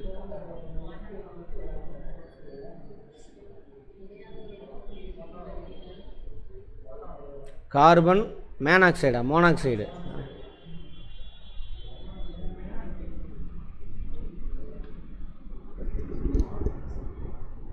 அதாவது கார்பன் மோனாக்சைடு வந்து பார்த்திங்கன்னா வச்சுக்கோங்க, ஆக்சிஜன் இல்லாத நிலையில் எரிஞ்சிச்சுன்னா கார்பன் மோனாக்சைடு ப்ரொடியூஸ் ஆகும். சரியா? புகை மூட்டம் போடுறது அந்த மாதிரி விஷயத்தில். இதில் எதை சொல்கிறான்னு தெரில, அதை விட்டுருங்க.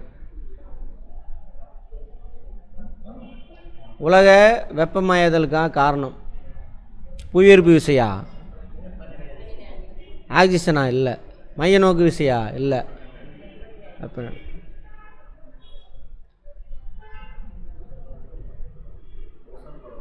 எது? ஓசோன். உலக வெப்பமயமாதல் டேஸ் என்றும் அழைக்கப்படுகிறது.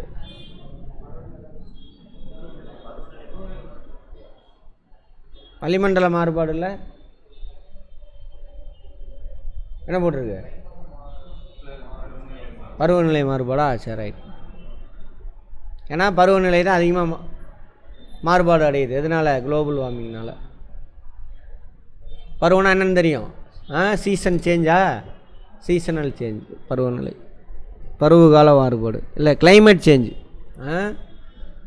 காலநிலை மாறுபாடுன்னு சொல்லணும். காலநிலை மாறுபாடு, கிளைமேட் சேஞ்சு தானே அது, காலநிலை மாறுபாடு.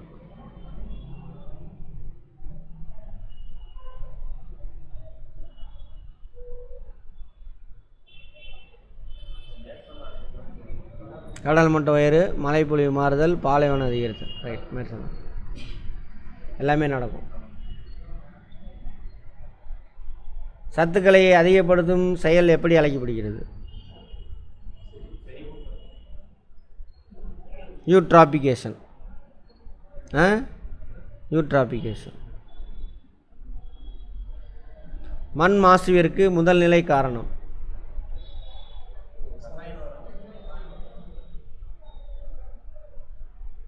வன அழிவிற்கான முதன்மை காரணம் எது?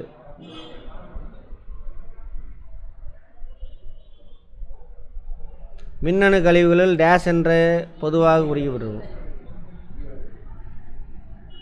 அதே மாதிரி நம்ம மொபைல் ஃபோனு, கம்ப்யூட்டர்லாம் ரிப்பேர் ஆச்சுன்னா எவன் விற்கிறானோ அவன் எடுத்துகிட்டு போய் தான் டிஸ்போஸ் பண்ணணும், தெரியுமா?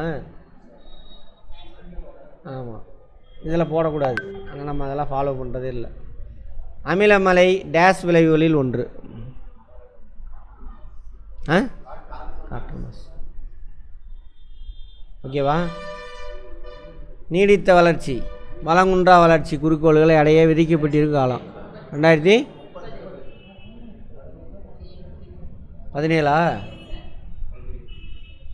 கார நிலம் அதிகமாக காணப்படும் சமவெளி? சிந்து கங்கை சமவெளி. ராஜஸ்தான், பஞ்சாப், ஹரியானா இது சிந்து.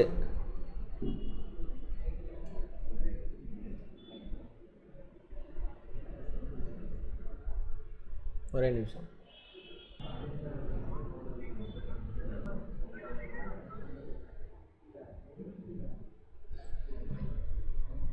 ரைட், மேற்கூறியது எல்லாம் அங்கே தானே இருக்குது. ஆனால் எந்த சமவெளின்னு கேட்டிருக்கான் கேள்வி. சிந்து கங்கை சமவெளி வட இந்தியாவில் தான் இருக்குது. கங்கை, அதான் சிந்து கங்கைன்னு போட்டிங்களே. ரைட், மேற்கூறிய அனைத்தும் ஓகே தான்.